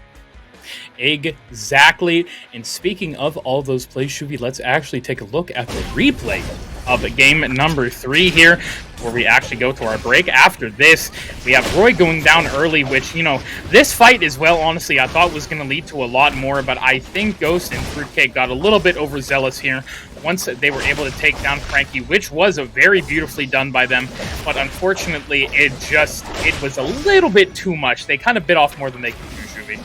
Yeah, again, I mean, Fruitcake and Ghost showing us that they have the potential to take these fights, but they just need a little bit more time and a little bit more transitions, right? I mean, you can see these fights being really close. Fruitcake landing these very vital clean sweeps as well, but it's just a little bit greedy. They know that they had an advantage, but that they overdo it, get a little bit over greedy, and I think they did it a little bit too quick, right? Because you can take those fights pretty slowly. Once it's a 1v2, one person buys time for the other person to rest. They did not do that whatsoever. They just immediately went back into the fight. And then Sua, Mage, Assassin, Tank, yeah, you just named the entire roster over there when it comes to the classification of that character, because they will do damage, guaranteed, if it's Superior. Yeah, you have to remember, Shuvi. You know, I know we don't talk about it, but Sua's a great character. She's a great Mage, Tank, Assassin, DPS, follow-up, burst, support. Priest, healer, you know, whatever you want to call it for the next 5 minutes, you know. Yeah, you know, could also be a rogue, you know, a goblin, you know, whatever you want to call her. All of these classic everything, Shuvi. Every denominatum we can give over there to Sua. But yeah, of course, as we go into the end of the game, Min Hai had to walk back in, did not want to minus points for his team. Yeah, just going into this, what a beautiful, beautiful game there from Upper Roof 6. We cannot say it and just stress it. Now, it's going to be crazy. We've talked about the intermission buff before as well, Shuvi. We know it too well. Those 5 to 10 minutes we usually get on break can be detrimental. And before, again, like I said, we hit our break, we're actually going to take a look at the scoreboard one last time. And it's going to be drawing blanks twice in Herb's map. Down there right now, 15, 20, and 25 points respectively in 9th through 7th. Sitting in our top 6 right now, Diamond City Lights. We also have a two-way tie for 4th, actually, apologies, between Richie Boys and the Croakers, Roy's Pawn, and then Upper Roof 6 going all the way up to 2nd at 115, but still an 80-point difference, Shuvi, between 1st and 2nd. Yeah, unfortunately, that just kind of stems away from the performance that Upper Roof 6 had in the first two games. But looking at how their game 3 went, of course, they're not down and done. They're not going to stand still and let Sua and the Franks just run away with this game. So Yeah. I really like what they're doing here. Hopefully, the intermission buff comes through for every single one of our teams here, because very soon we're going to see the break. And whether or not this break really kind of acts as like the strategic timeout for these guys, of course, we'll have to see in the second half of our games here. But from our experience, it does really matter. So I really hope that our players can get either the break that they really need or the discussion time that they really need, because these next 3 games will decide the fate of all of our teams for Eternal Return Arena. Of course, and Shuvi, speaking of all those breaks, we will be right back, guys, in 5 minutes with more ER Arena, so don't go anywhere. We will be back here very shortly.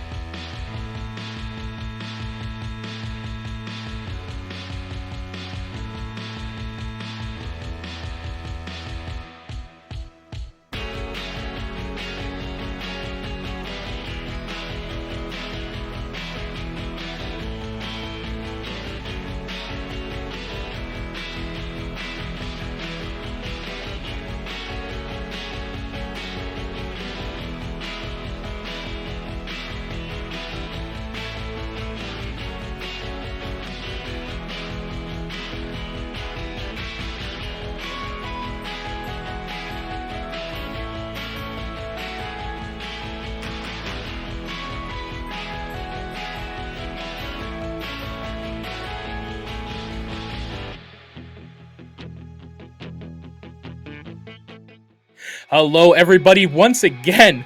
What a little short break, but guys, welcome back to the ER Arena Finals. I, of course, am Circadia, joined once again by this lovely, handsome man right next to me, Mr. ShuviSenpai. Shuvi, how are you, brother? Doing pretty good. We had a first set of 3 games out of the total of 6 that we're going to see here today. Those games were amazing, by the way. So, Oh, yeah. much more excited to see the latter half of the series that we're going to be seeing here for the finals of Eternal Return Arena, and gotta start seeing whether or not that intermission buff comes through for some of our teams. It could. I've seen it too many times, Shuvi. I've seen it way too many times happen. And it's going to be out of nowhere, too. It's going to hit you harder than just anything could ever hit you. You know what I mean? It cannot be understated. Some of these teams, they have those, they're like sleeper agents, Shuvi. They'll crawl up on you. They just need that 5 minutes to get up, walk around, and realize, oh my God, this is how we beat this team. But yeah, of course, if you guys are just joining us, Sua and the Franks is currently dominating after our first 3 games. They did fall short in game 3 there to Upper Roof 6, but still, up, I believe 80 points, like I said, 195 to 115. So it is still, it's getting closer, definitely. It's getting closer and closer. It used to be 100 points, now it's 80. It's getting closer and closer, Shuvi. And already, let's go into game number 4 and take a look at the draft for this. And ooh, any spicy picks? I see a Priya.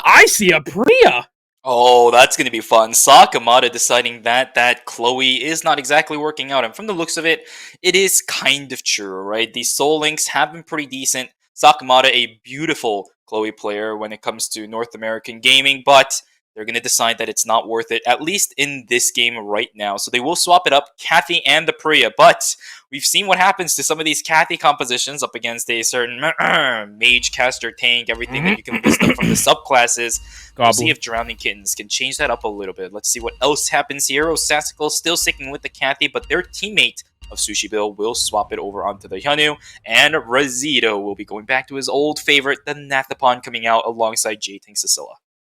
I do want to say as well, the one pick that I was really enjoying was, I don't know, I really liked Drowning Kittens on that Estelle before, and I think that wouldn't have went too badly with the Priya, but, Shuvi, I said it earlier, Bitter Retribution is going to come out for Drowning Kittens, which I think is pretty sleeper right now. I've been a Bitter Retribution aficionado, and I think it's pretty fun, honestly. I think it's a really fun augment to use, especially on a lot of these melee auto attackers. Kathy, Jackie as well has been, I see some people use it.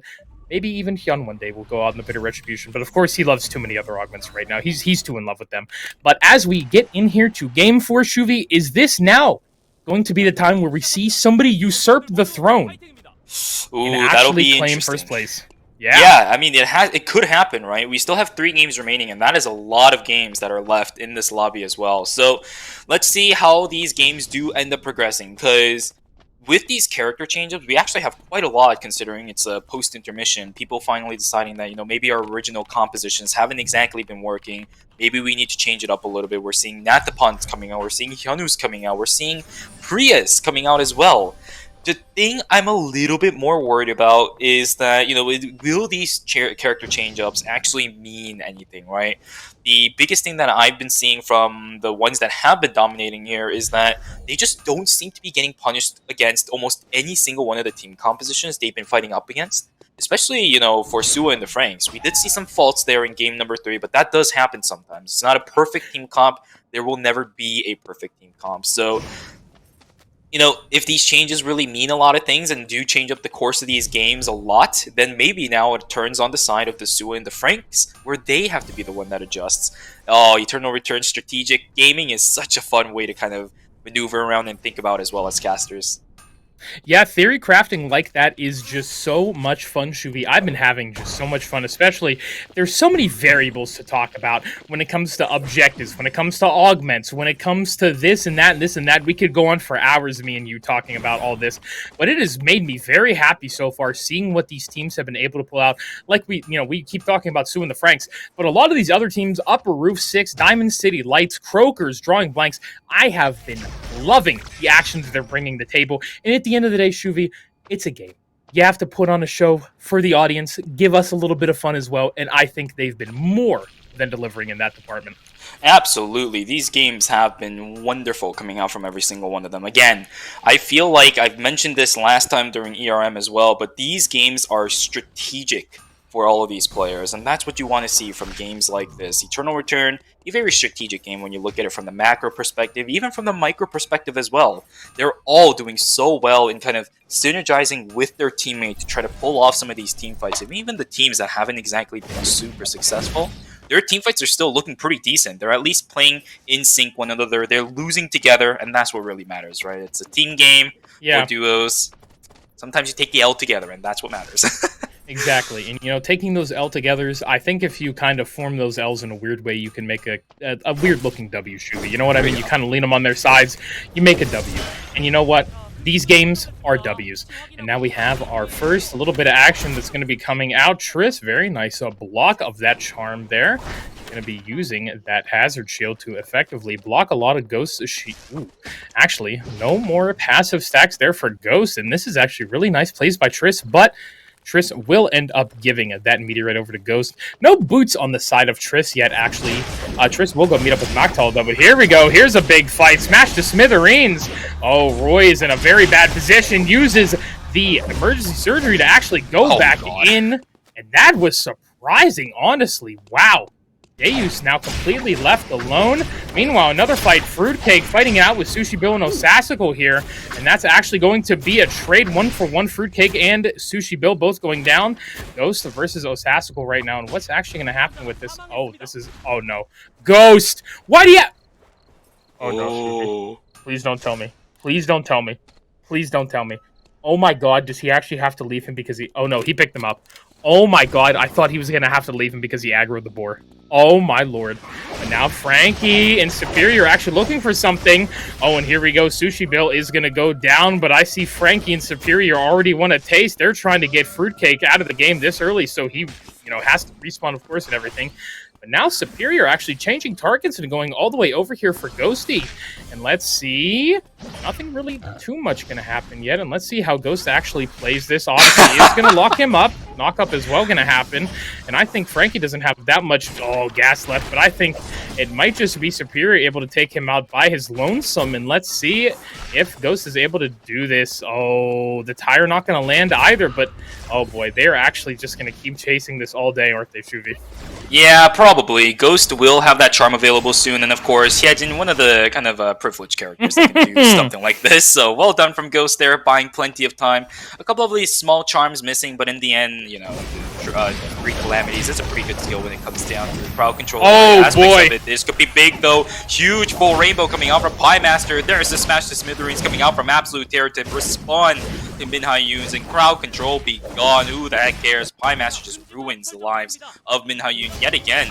These guys are just doing so good in some of these mirror matchups, whereas Sakamata, not doing too well on the Brio for this game at the moment, but it's okay. No one is officially dead as of right now. This is officially the slowest pace game that we have seen so far, where we have 0 teams down by night number 1.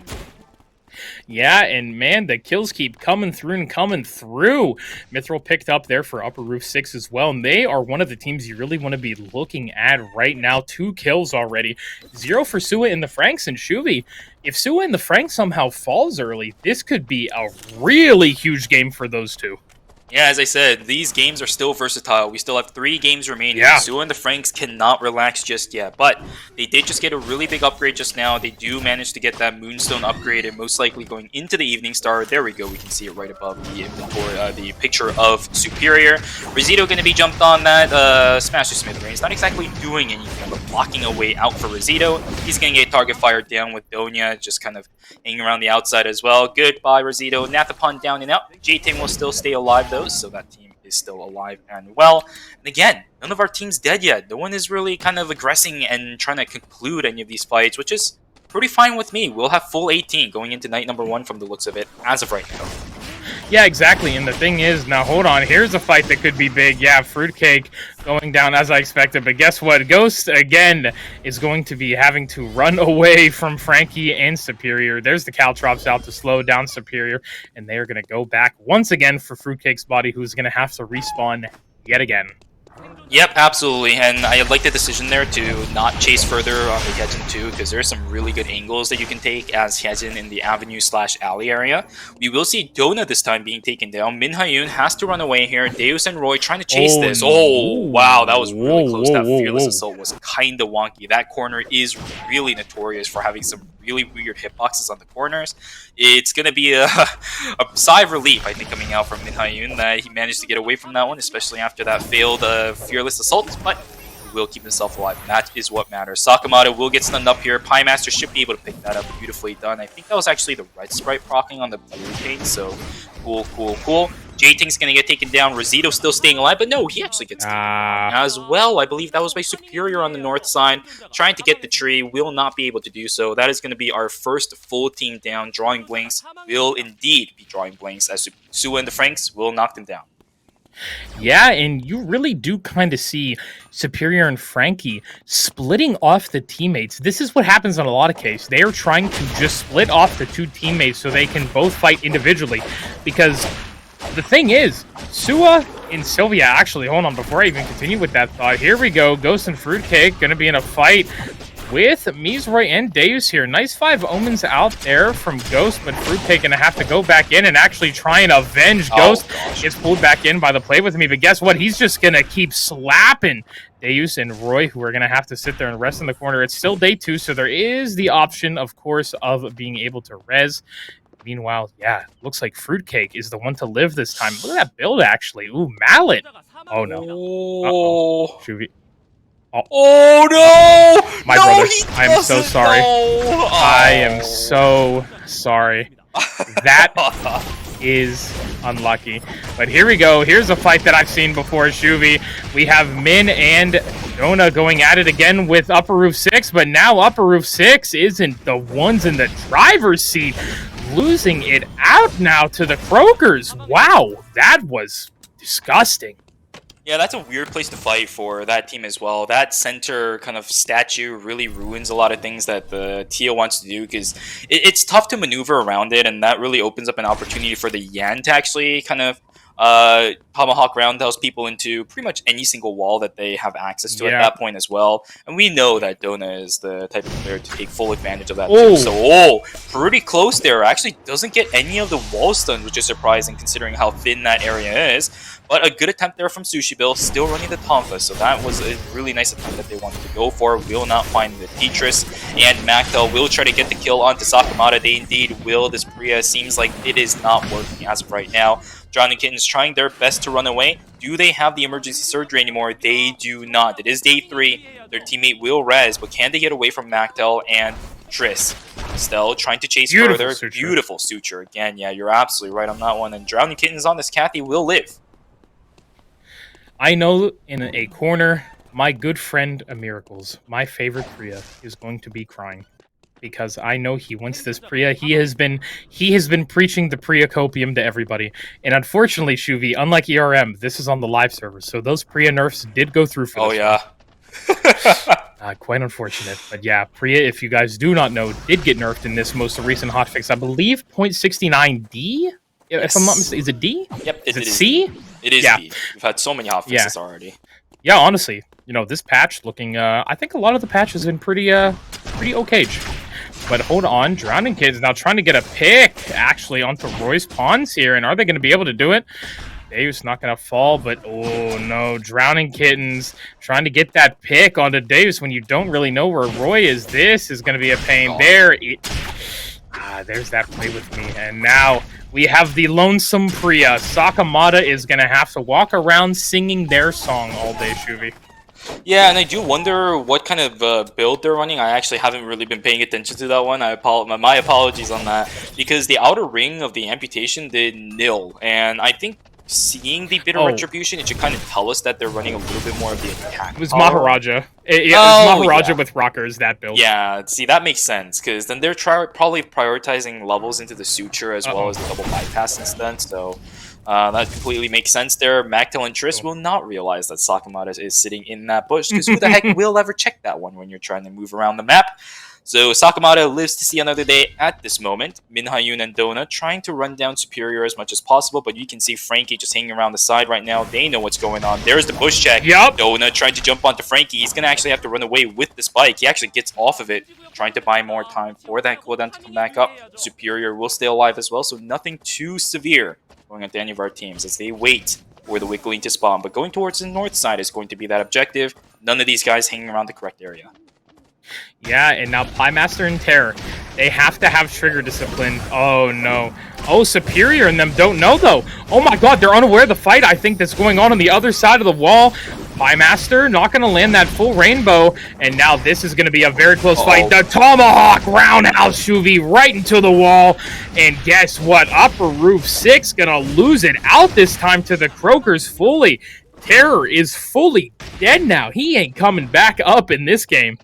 Yeah, and Piemaster now has to run away, as does Tia. It's not going to be good, because Tia has very severe limitations of being able to rat away when there's so much chasing potential remaining in this lobby, but Piemaster has to do it. He needs to get whatever points he can right now, because they're the team that is the closest to being able to overtake Sua and the Franks. Sua and the Franks picks up the kills there. Oh, Piemaster gets taken out by Roy from the looks of it, but the fight still continues. Smash to smithereens, down on the ground. Min actually doesn't get tagged up by that Freya last. Roy is trying his best to stay alive as well. Diamond Shard has been popped. Beautiful pull there from Deus to buy time for Roy, but he's going to get taken down as he's pushed into the wall. No time for that emergency surgery to go through either. Deus trying his best right now to somehow manage to get his teammate back up, but that is going to be dead for the Kathy. 20 seconds, and it's 0. So good job to Dona and Minhyun to pick those kills, but again, Superior and Frankie, they have gotten to the point where they are super, super strong right now.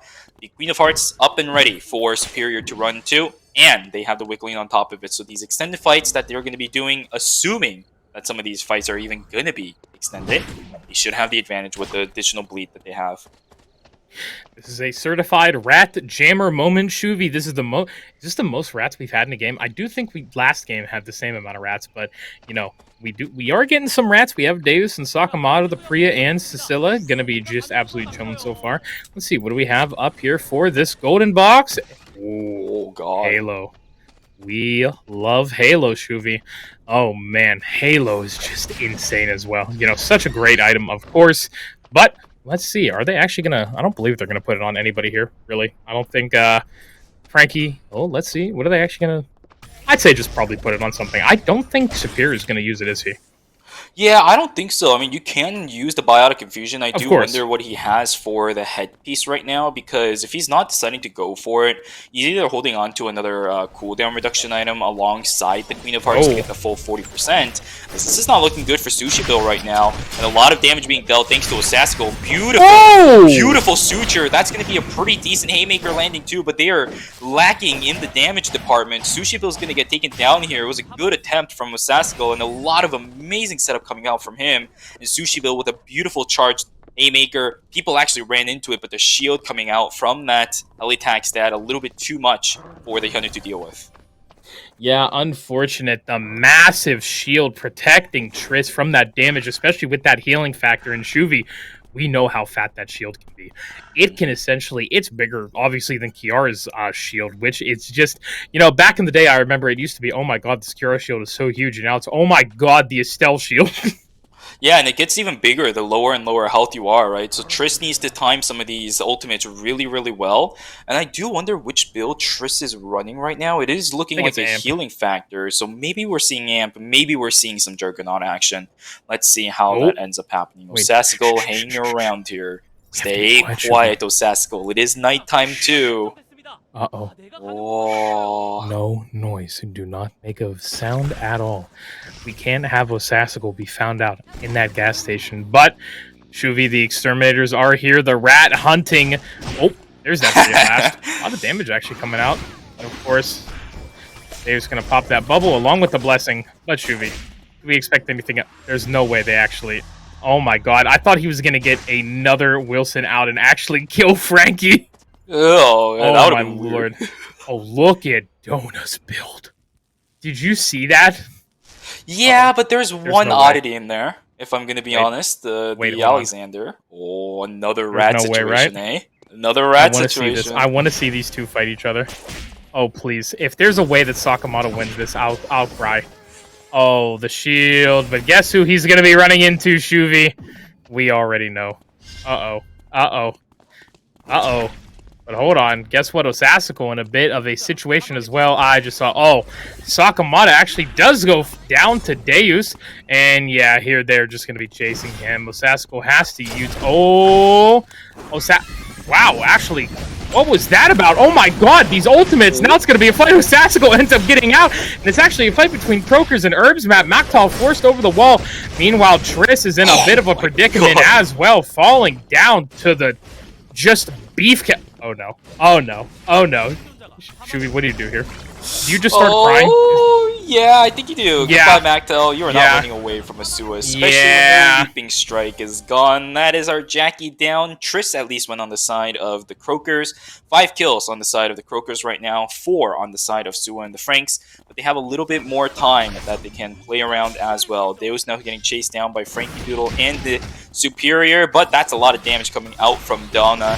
Oh my goodness, who gets the kill? It will be Donna. The Executioner bonus going over on that side. There is the totem coming in for Donna, being a little bit on the clutch side, but that is going to be that Yan falling down. Bin Hyun, the Diamond Shard, is gone as well. Goodbye, Meister, and it's looking like another Sua and the Franks angle right now as they pick up the kill onto Osasako. Yep.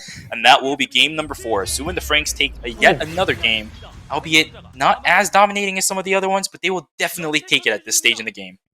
Yeah, my lord, more and more kills racked up on the board for them. Who is surprised about this, Shuvi? I can tell you I'm not. A 3rd game taken for them. 3 out of 4, 75%. That's pretty impressive, honestly, when you look at it. We hyped them up even beforehand, Shuvi, and it looks like we're just, it's coming to fruition. Yeah, low and slow is pretty much the name of the game for Frankie Doodle and Superior, at least in game number 4 right now, and that's completely fine because they earned the chance to be able to do this. All they have to do is maintain their first place. They've already shown us what they're made of in the first couple of games here, and now all they have to do is just finish it. The finish line is right there. They can see the light at the end of the tunnel. They just need to reach it. So I like the way that they're doing it right now, and they just need to carry it on. Exactly, and to kind of bring us into Game 5, let's take a little bit of a look at the replays here during Game 4, because my lord, what a game it was as well. Whole lot of action coming out at all stages of the game. Yet surprisingly, like I said, a lot of rats this game, kind of fights that weren't always finished off, Shuvi. Yeah, exactly. You're absolutely right. These fights are just not really ending the conclusive ends that you and I have been kind of talking about in the past couple of tournaments we've been playing. And I feel like that's a little bit kind of determined because so many of these comps are so good at picking off one specific player, and then they don't really have too much available to chase the other person down. And that's been pretty consistent across the board from the looks of it. Although these teams that really can continue to chase people down with low cooldowns and keep their damage up times super consistent, those are the teams that have been really successful at finding multiple kills across the board and being able to conclude some of these team fights and finishing off in the end. But yeah, of course here, Maktel just barely getting out with that Leaping Strike and then gets taken out by Frankie Doodle and Superior right afterwards. But it is what it is. It happens. You just kind of jump over the wall and then boom, there's another person. Yeah, and just what a crazy game it was. I think this could have been a little bit of a fun end fight. I think if Osasako had the emergency surgery, I definitely know he wanted to use it on one of them, which is unfortunate, but such a long cooldown on it, and of course is just going to get taken down there by Sua and the Franks. Not much else going to be happening there. And that was our game number 4, Shuvi. 2 more left here for ER Arena. And it's winding down, Shuvi. It's getting closer and closer. These teams have to pick it up. They have to kill Sua and the Franks early. Make sure they don't get that lead that transitions into the mid and the late game. Now, let's take a look at the scores to kind of get more of an idea. Like I said, after Game 4, we talked about the intermission buff, but Drawing Blank still sitting at 20. It looks like there's a tie for 7th with currently 25 points. Going up to 6th, is it going to be? No, it's not going to be a 3-way tie. We do have Herbs Map sitting at 40. Rich E-Boy's at 90, and look at this. It went from 80 points, but it went back up, Shuvi. 130 points now between Upper Roof 6 and Sua and the Franks. Roy's Pawn sitting at 120, only 10 points below Upper Roof 6, and Croker's now all the way getting all the way up to 4th after a great game, honestly. Yeah, and I feel like for this series, Sue and the Franks, consistency is the name of the game. And usually when you talk about consistency, it's not these top performing games. It's usually kind of like the middle of the pack. You just consistently perform over and over again so that you can get the amount of points to like qualify or at least get in the top of the standings. For Sue and the Franks, though, this consistency means top of the level gameplay, top of the standings, top of the kill feeds as well. So these guys are doing amazing right now, and if they want to continue doing this consistent gameplay and just the standings alone, they can do that. They've been really good at kind of keeping up to date with where the objectives are going to spawn, being there on time, and kind of progressing their power level accordingly to how you would normally want these games to go. So I'm really excited to see what they're going to be pulling out here in games number 5 and 6, because they've been just doing so well for the past couple of games either way. And here we go. We finally actually have a decent bit of picks. Moktal and Triss going back to their classic, the Yuki Jukai. Meanwhile, Diamond City Lights, Drownikins getting good on the Arcana Emma this time, Shuvi. And as well, Ghost Electricity on Adriana. What a game. Okay, I'm liking this. Yeah, Adriana kind of slept on throughout this tournament from the looks of it right now, right? At least in the finals. But this character still does a lot of work. And if you can get the damage out from this character and also create a little bit more of that buffer space that Fruitcake can use to maneuver around some of these fights, this Adriana pick will be massive. I'm expecting Red Sprite to come out from Ghost Electricity. This Adriana should be able to get a lot of things done, especially in these melee-centric compositions that has to maneuver around what the Adriana wants to do. And so many of these teams, especially the ones that are double melee, they kind of group up on one another, trying to knock down one character, especially thinking about it, the Krokers, Minhyun, and Dona on that Yan, and the Marcus, kind of group up on the target that they're going for. Adriana will be able to kind of target fire those locations down, either buy some time for Fruitcake to deal damage, or they'll just say, screw it, I'll deal the damage myself. Wait, hold on a second. That red sprite on Luke. Could be Amp. Huh. Is it an Amp angle? Do you think it could be? It absolutely could. I think Pakua Chong on Luke nowadays is still strong. I don't know if his Amp playstyle has been buffed recently. All I just remember is that Vajra has been nerfed a little bit here. Although I think for the past couple of games, Fruitcake's been playing the Mallet variant of Luke, so I don't know if that really matters too much. We'll be swapping it up, though. I believe it's been Mallet with what? EOD, Moto Helm, I think Sports Watch as well, so kind of curious to see if Fruitcake will end up changing over. But man, some nice little needed diversity here in this lobby. I know a lot of these teams are going to stay consistent, of course, but you know, you take the little victories, Shuvi. You take them where you can get them. Absolutely, and these changes are pretty kind of pivotal at this point in the game too, because people need to find something that remotely works. Moktal and Triss going back to their kind of classic comfort picks on the Yuki as well as the Shukai. They'll be spending quite a lot of time on the southern side of the map trying to get some more stacks on the Shukai going, but still, they do get to that end game, and once they do, they're pretty good at being able to get some of these transitions. Frankie's taken down from the looks of it. Beautiful, I would have to say there. Probably was trying to hyperloop, and then Sakamata just kind of ruined that from happening, and then continue the chase. That's big, though. That screws up Frankie's tempo massively. And that means he's most likely going to get to tempo way later than he actually usually would, especially with Superior. And my thing is, now Superior is going to be walking towards Drownikins again, who does have the star already prepped up. And could this be a kill into Superior as well? Because that would be huge. That is a massive, like, just tempo, what do you even want to call it? Like a tempo, like, interruption, I guess you could say. Yeah, I will say, though, it was actually kind of at a decent time, because this early in, you don't really have that long of a death timer, and Frankie was already trying to hyperloop out as well, so you pretty much got a delayed hyperloop is what you could pretty much essentially call it at that point. Still, a very good job done from Sakamata, and you can see their positionings around the map right now. Dona hanging around this area as well, but he's here because he needs this place on his routing right now. Drowning Kittens hanging around this area. Will Sakamata come up? Because Frankie Doodle hanging around the temple area as well. We should see Superior starting to head up towards destruction very soon, too. You know, one thing as well I wanted to talk about. Actually, hold on. Oh, no, this is going to be nothing yet. Oh, Beautiful bubble, actually. There, Rosito not going to be able to catch them out. But hold on, another fight about to go down. Ghost looks like he is about to get picked out. Oh, and Roy actually hops over the wall to try and yoink the pick. A great suture to stop High Master and Terror's aggression. But yeah, Ghost going to go down here as well. But oh no, Fruitcake's in a fight as well with Sakamata, and that's going to be the end of that fight. But the... Oh man, the thing I was going to talk about, Emma. Have you seen how big Emma's shield can get now? Oh yeah, dude, that thing is great. The buff on 0.69, I like the way that they changed it. I really do. Big fan. Apologies. Took a little bit of a sip, but yeah, if you noticed up there, it looked like, I believe it was, yeah, Dona and Min actually getting the Temple Tree this time, as opposed to suing the Franks, but now, Rosito in a bit of a problem against Pie Master and Terror. Let's see. Are you going to be able to run Rosito? There's the root, and I think that is going to spell the end of Rosito. But guess what? They don't actually realize that J-Tang in the back is taking the tree. He will grab it.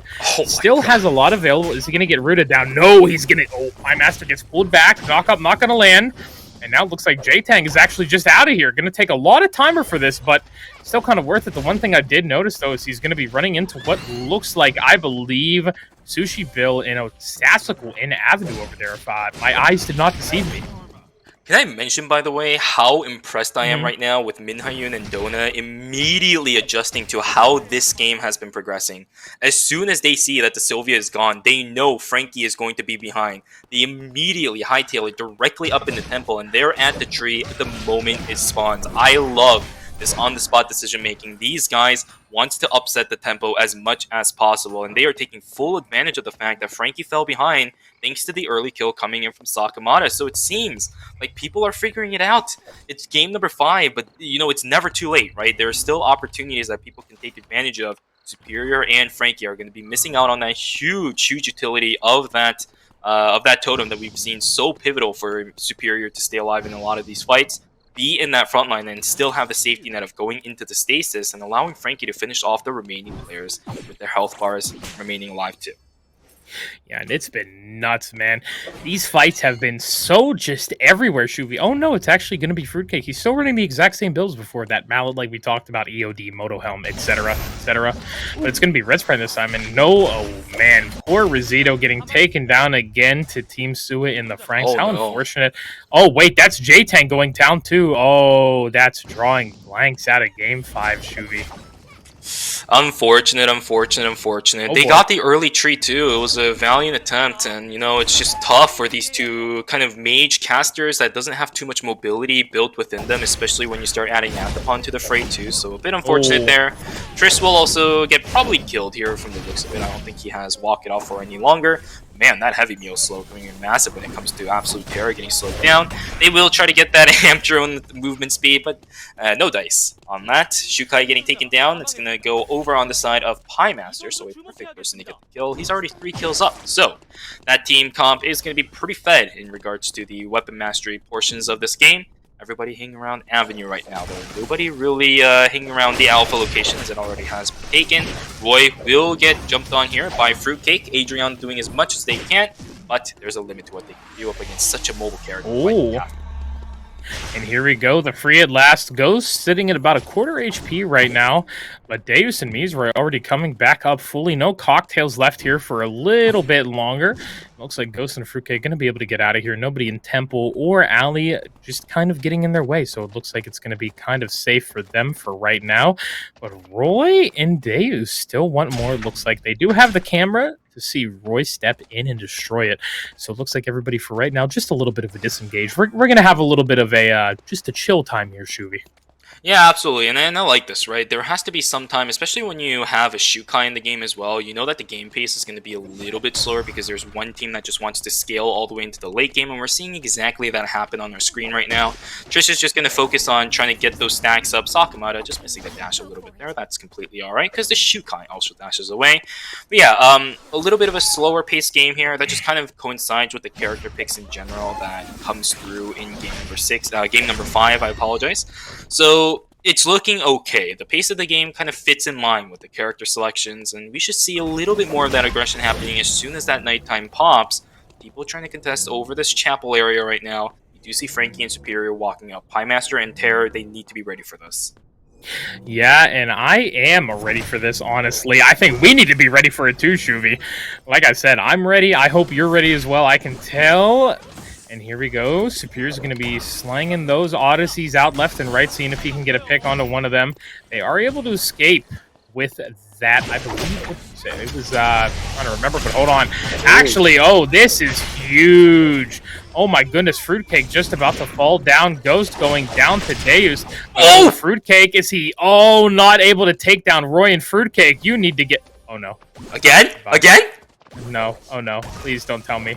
Poor Fruitcake. I think he is out of here, Shuvi. And that is unfortunately Team Twice going down in game number 5. Extra kills yet again for Upper Roof number 6. And that's 20 points on the board for them right now. Oh, boy. He's getting closer, Shuvi. It was at what, 130? And now, let's see, Sue and the Franks, it was 135. So now it's at what, 115 point lead still, I think, without placement, if I'm not mistaken. Yeah, it's getting like close. It's getting very close. Yeah. Piemaster and Terror, they know what their goal is at this point. They're still aiming for that first place. They're finding as many picks as possible right now. But of course, in duos, the name of the game is that team fighting. So, Piemaster needs to continuously do a lot of work here. There's still tons of melee characters that he can take the full utilization of that red color for the paint for the brush stroke. He needs to get things done. This is They're awful. split right now. Oh, this is not good. Superior and Frankie hanging around this area as well. Piemaster in a lot of trouble as Min is hanging around that area. They don't know from the looks of it right now. Dona hanging around this area too. Oh, this is not good. There we go. Terra's going to get taken down here most likely. Piemaster has to book it. He needs to run. Frankie Doodle has his sights on that Tia, though. Will not be able to take it. This starts going in. Oh, bouncy house again for Frankie Doodle. He's going to get taken down. Health bars on Dona and Min looking beautiful right now. There is the cooldown resets coming out for this Yan. He is still trying his best right now. Getting stunned up by the Odyssey, however. There's still so much crowd control where that came from. There's the stasis coming out, but I think he screwed it over. Superior, he's going to get taken down here as well. Clap and a half going over to the Croaker's Totem going on the side of Dona as well. Beautiful job coming out from Dona and Min to knock down our #1 contenders right now in game number 5. Such a pivotal game to knock them down early. Yeah, exactly. That is massive, Shuvi.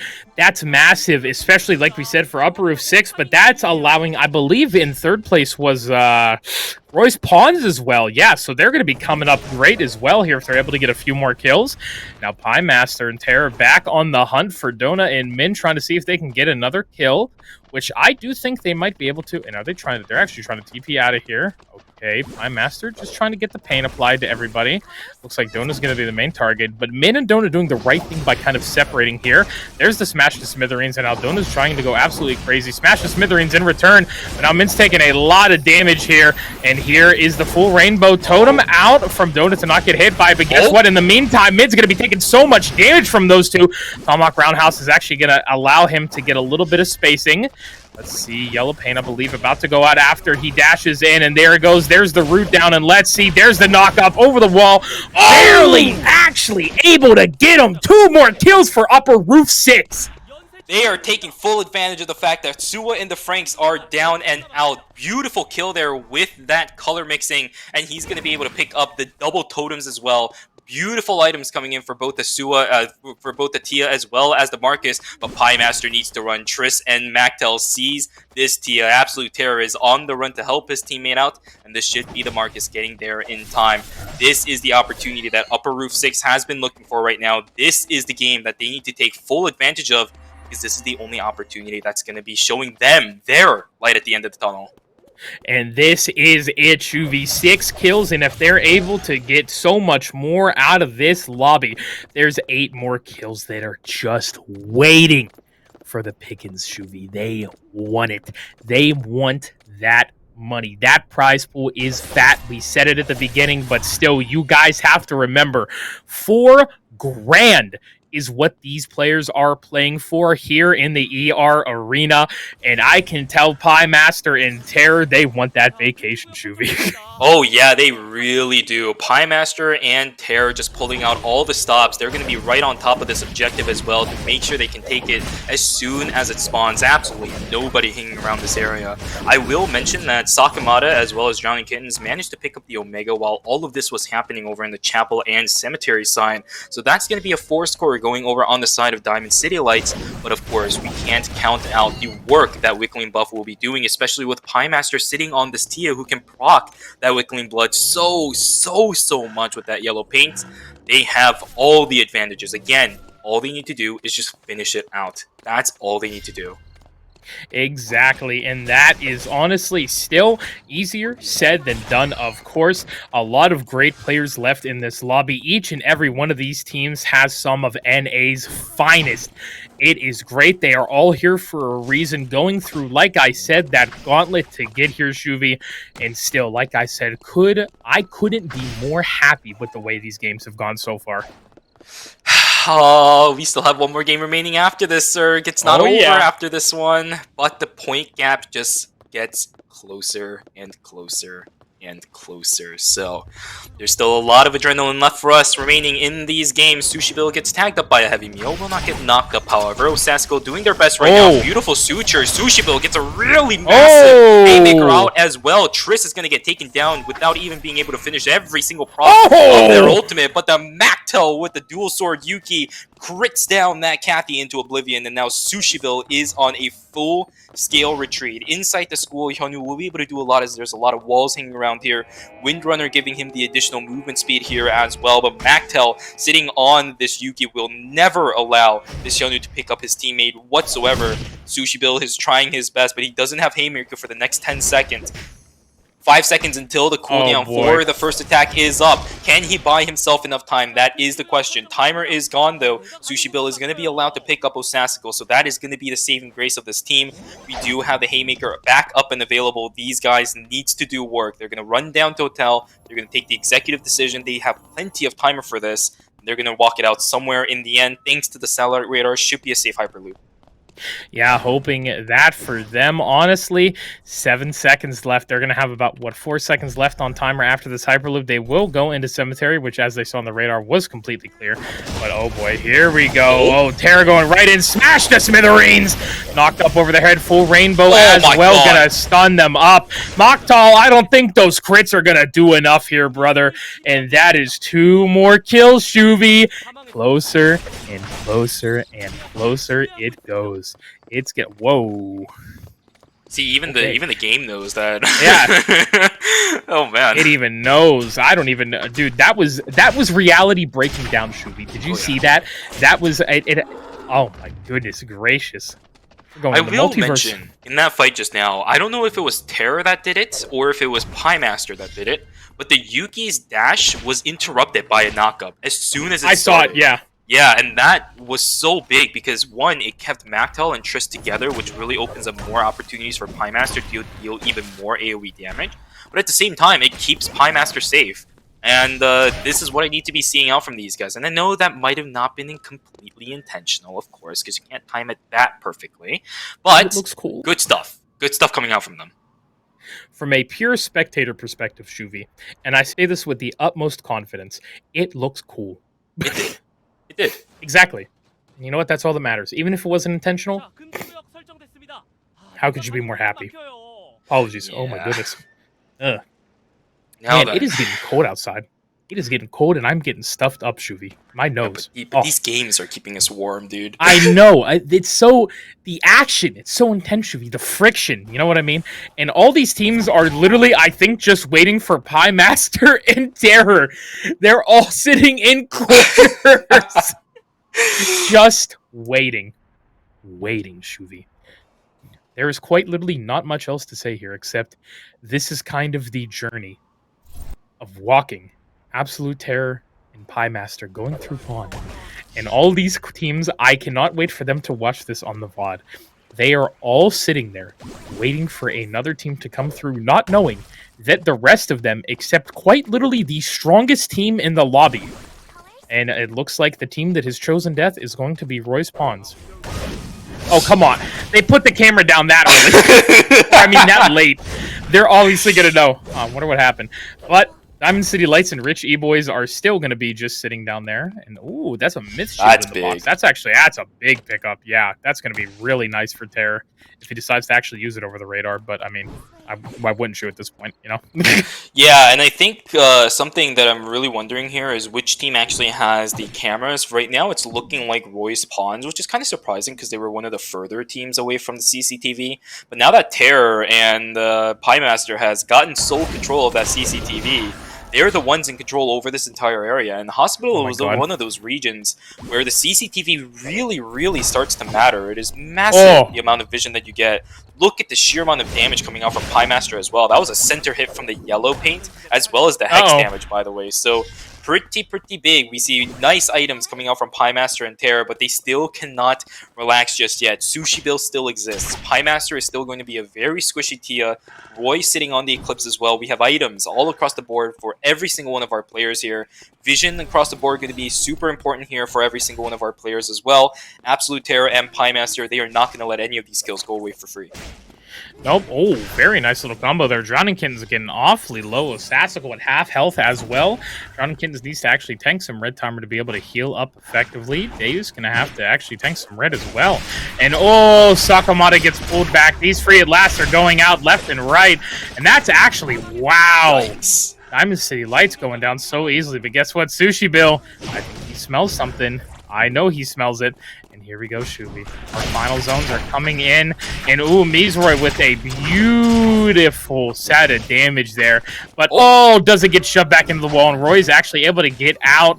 And there is the blessing coming out from Sushi Bill. And I believe we're going to see Upper Roof 6 actually walk down here momentarily, Shuvi, to get some of these kills. Here they are. Oh, Sassical, unfortunately, I think is about to fall here.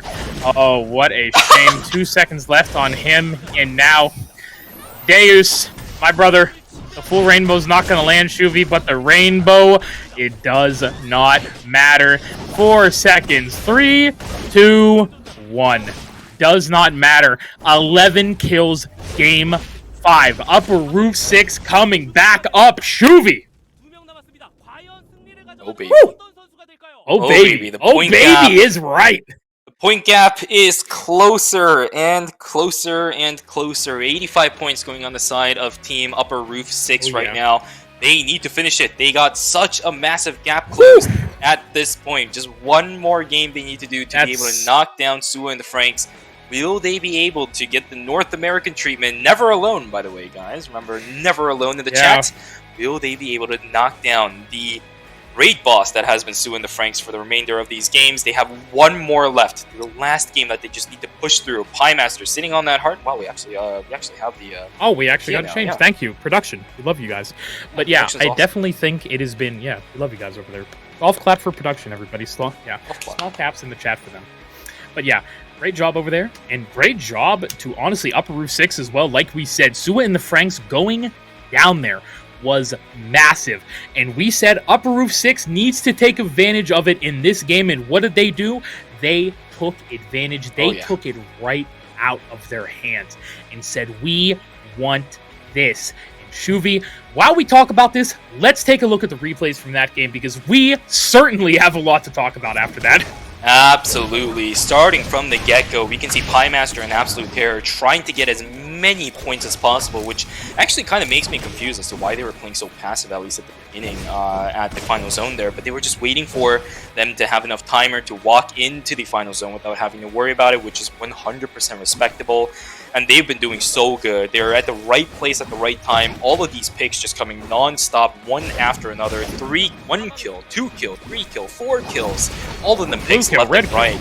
Yeah, and then starting from here, they're confident enough to start taking fights. Minhayu getting taken out here. Absolute Terror just constantly being at the forefront to try to buy enough time for Pie Master to keep themselves alive, but at the same time, buying enough time for them to also deal damage. Because remember, the Marcus still deals damage. That is a big part that a lot of players that play tank frontliners tend to forget. They just don't do the auto attack damage. But Marcus is a big character to do so. Now again, the dash cancellation here, again too, with the full swing. My goodness. Pie Master just putting on an absolute show for us here, as well as the Marcus coming out from Absolute Terror.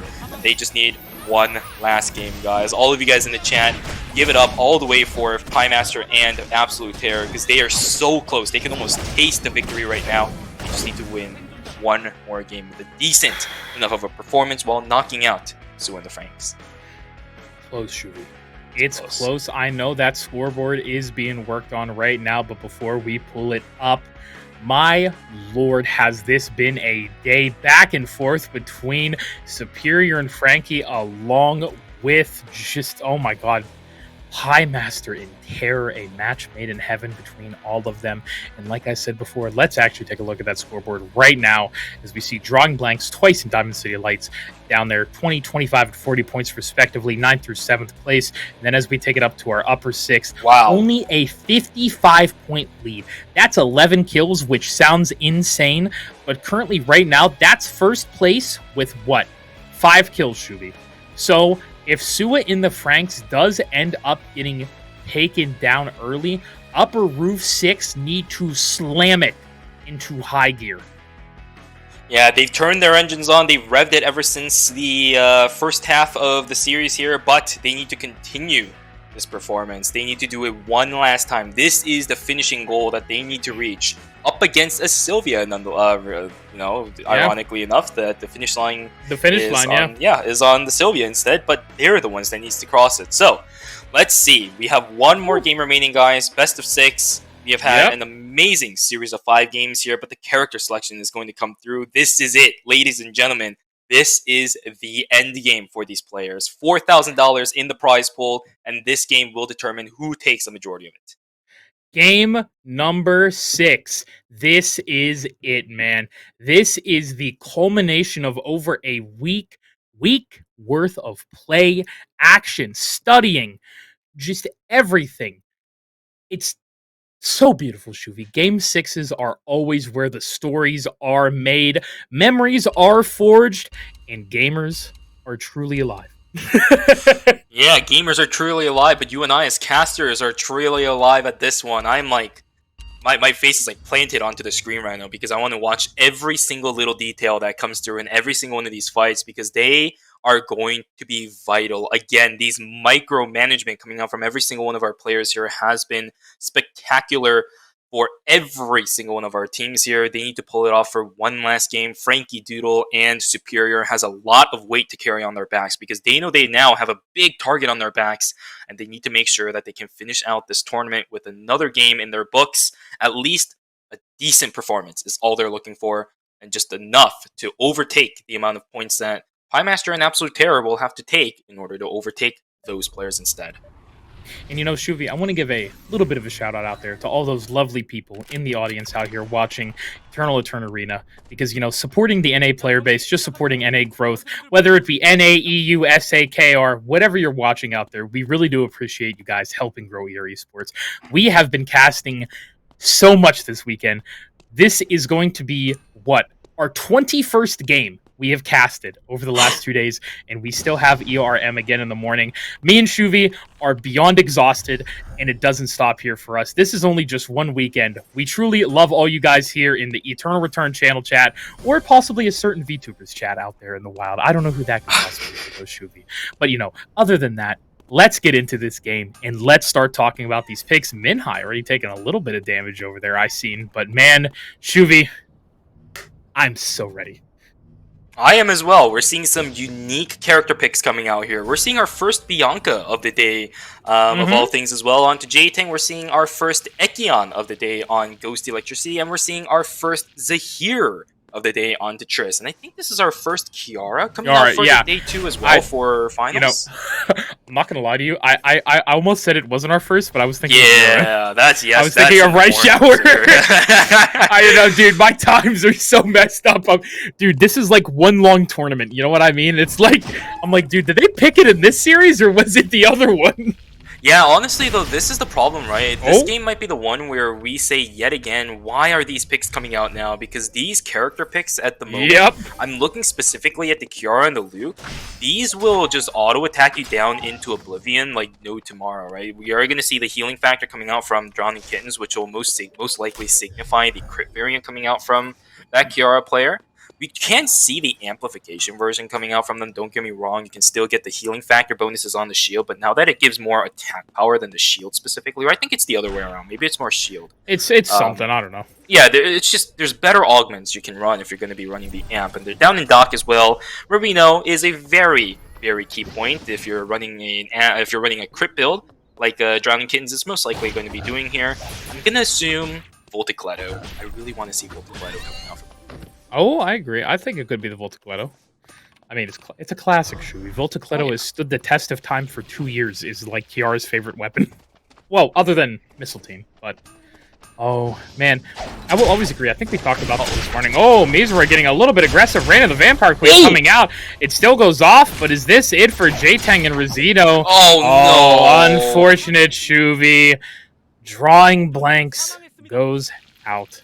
What a true shame to see them go like that. But Rosito and J-Tang, we love you guys. And still, some great plays you guys had this tournament. We love you so much. And thank you, honestly, for still playing here in the arena. Good job making it to finals. But now we have to talk about Sakamoto actually going in on Ghost and Fruitcake right now. Made a little bit of a miscalculation there. Unfortunate. He was not alone. Ghost was waiting right over there with Fruitcake. And that's Sakamoto falling as well early. Yeah, Sakamoto wanted to try to one-up Fruitcake's Luke, but he didn't realize that Ghost Electricity was hanging right behind that character as well. So a bit of a tough situation there. You've already invested so much in trying to go in up against the Luke. Of course, when it comes to mirror matchups, once you start investing things into fighting, you kind of have to do it. Otherwise, the other person will just chase you down endlessly because of similarities in your kits. And let's see what happens. Min will be able to dodge out at least on the Don Quixote. Double Don Quixotes from the looks of it too. Will get stunned up by that one, however. Frankie is on the bike. He will just kind of run away from that one, though. Not too many things going in favor, at least at the beginning of the fight. And yeah, Superior sitting on that totem will still kind of call it a little bit safe here, right? Because they don't need to risk anything. And they've only died, from the looks of it, I think, to Min Hyun and Donut. Yeah. Careful a little bit. That's what I was thinking. They are afraid of them. You could see the respect coming out for them, but hold on. Talking about respect, we actually have Superior and Frankie about to try and kill Sushi Bill here. It looks like he will end up falling down. Their first kill of the game. It is now a 60-point lead, I will say, Shuvi. And it's like I said, man, it's going to get harder and harder as the longer this game goes on. Upper Roof 6 really need to start making plays very fast. But speaking of plays, Dona and Min now all the way up here making plays on the Moktal and Triss. Triss is going to try and get away on that Zahir, but it looks like Moktal just barely lived. Ghost actually taking down Frankie. And now Fruitcake looks like this time they know what they can do. Oh, the double lockup. Let's see. Are they going to be able to constantly chase? That Don Quixote should be up soon. Very nice dodge of the Odyssey. Memory. Oh, it's not up yet. 6 seconds, Shuvi. And guess what? Ghost is exuviated as well, and I think this is actually going to be Superior just getting away. That's insane! No animals for the resets on Ghost Electricity. He is not able to finish the job. Dona will also get stunned up here. We have people getting ran down left and right. People want kills. Yeah. Dona's going to fall. Mactel and Triss turning that fight around after Mactel almost got taken out by those two. Will keep themselves alive right now. Min Hyun also getting ran down now by Superior. They're all hanging around these objectives. They want advantages. They want it so bad right now. Triss will get taken very low. Mactel also gets taken very low, but he actually turns the fight around. He will knock down those Sassical instead. What a good trade coming out from those guys. Will anything else happen, though? I don't think so. The Mithril going on the side of Pie Master and Absolute Terror. They're playing it low and slow, but they are getting advantages, small things here and there. Objectives going to their side. Tree of Life, night number 1.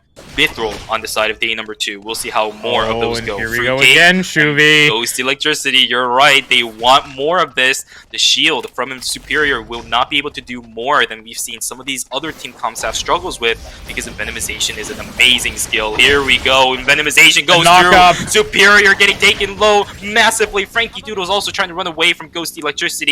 He will run out of fuel, though. Is the chase still there from Fruitcake onto Superior? We can see him trying to chase down that Sua on the left side of Hotel. But on the other hand, we do have more fights happening towards the bottom side of the map right now. Drowning Kittens trying to run away. Superior will fall to Fruitcake. And remember, Frankie has no fuel. He's in danger spots right now. Yeah. Will he also get taken down? And now, the thing is, though, Shuvi, Upper Roof 6 has been kind of quiet this game. You notice that? They've been a little bit lax, I will say. Low and slow. The crockpot has been pulled out, and they're cooking something good, let's hope.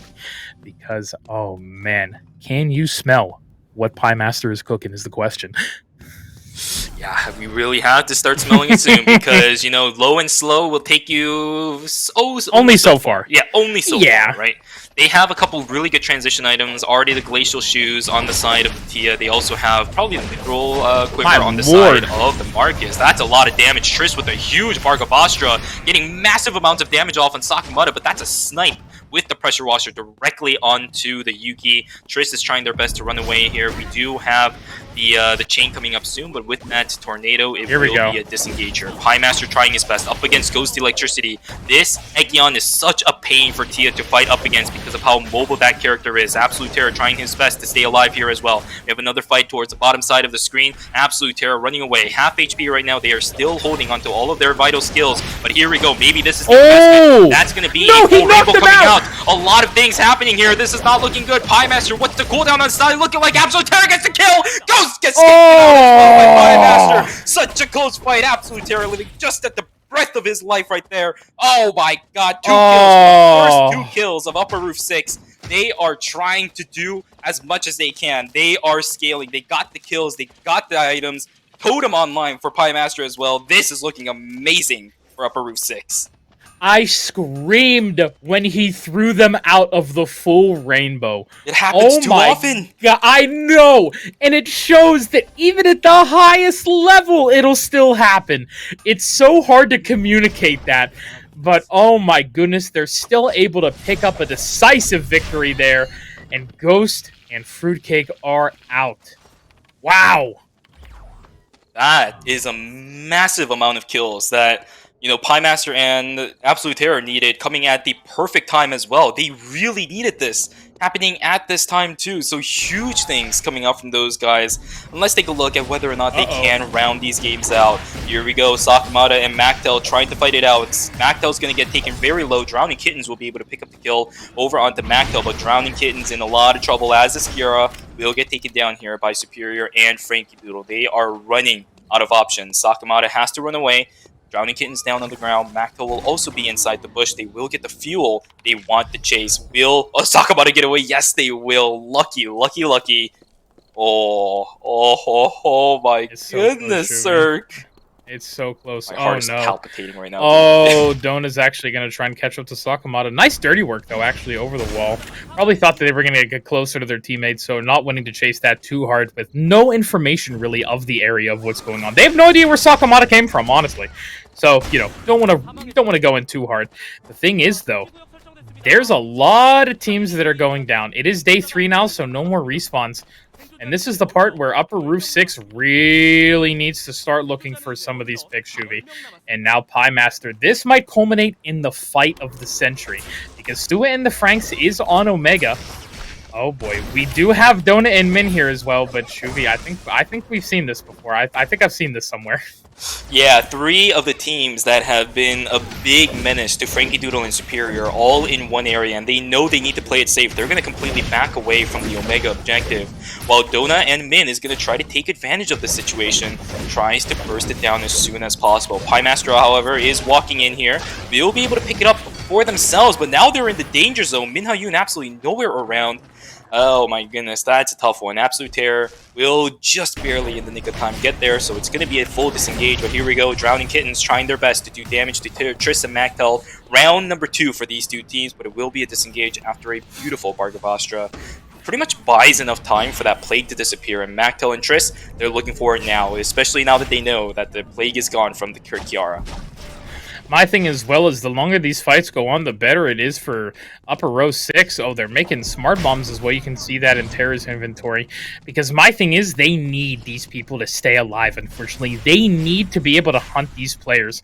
And now we do see Sua and the Franks stepping into Chapel. And are Moktal and Triss going to be able to contest this is the thing. It becomes a...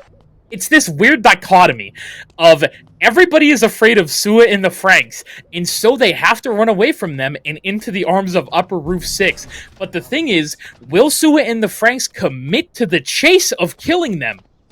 It becomes this whole, like, weird Lumia circle of life. the circle of Lumia, I guess, where it's like, do we want to chase? No? Well, okay, it keeps going back and forth, but Shuvi, here they are.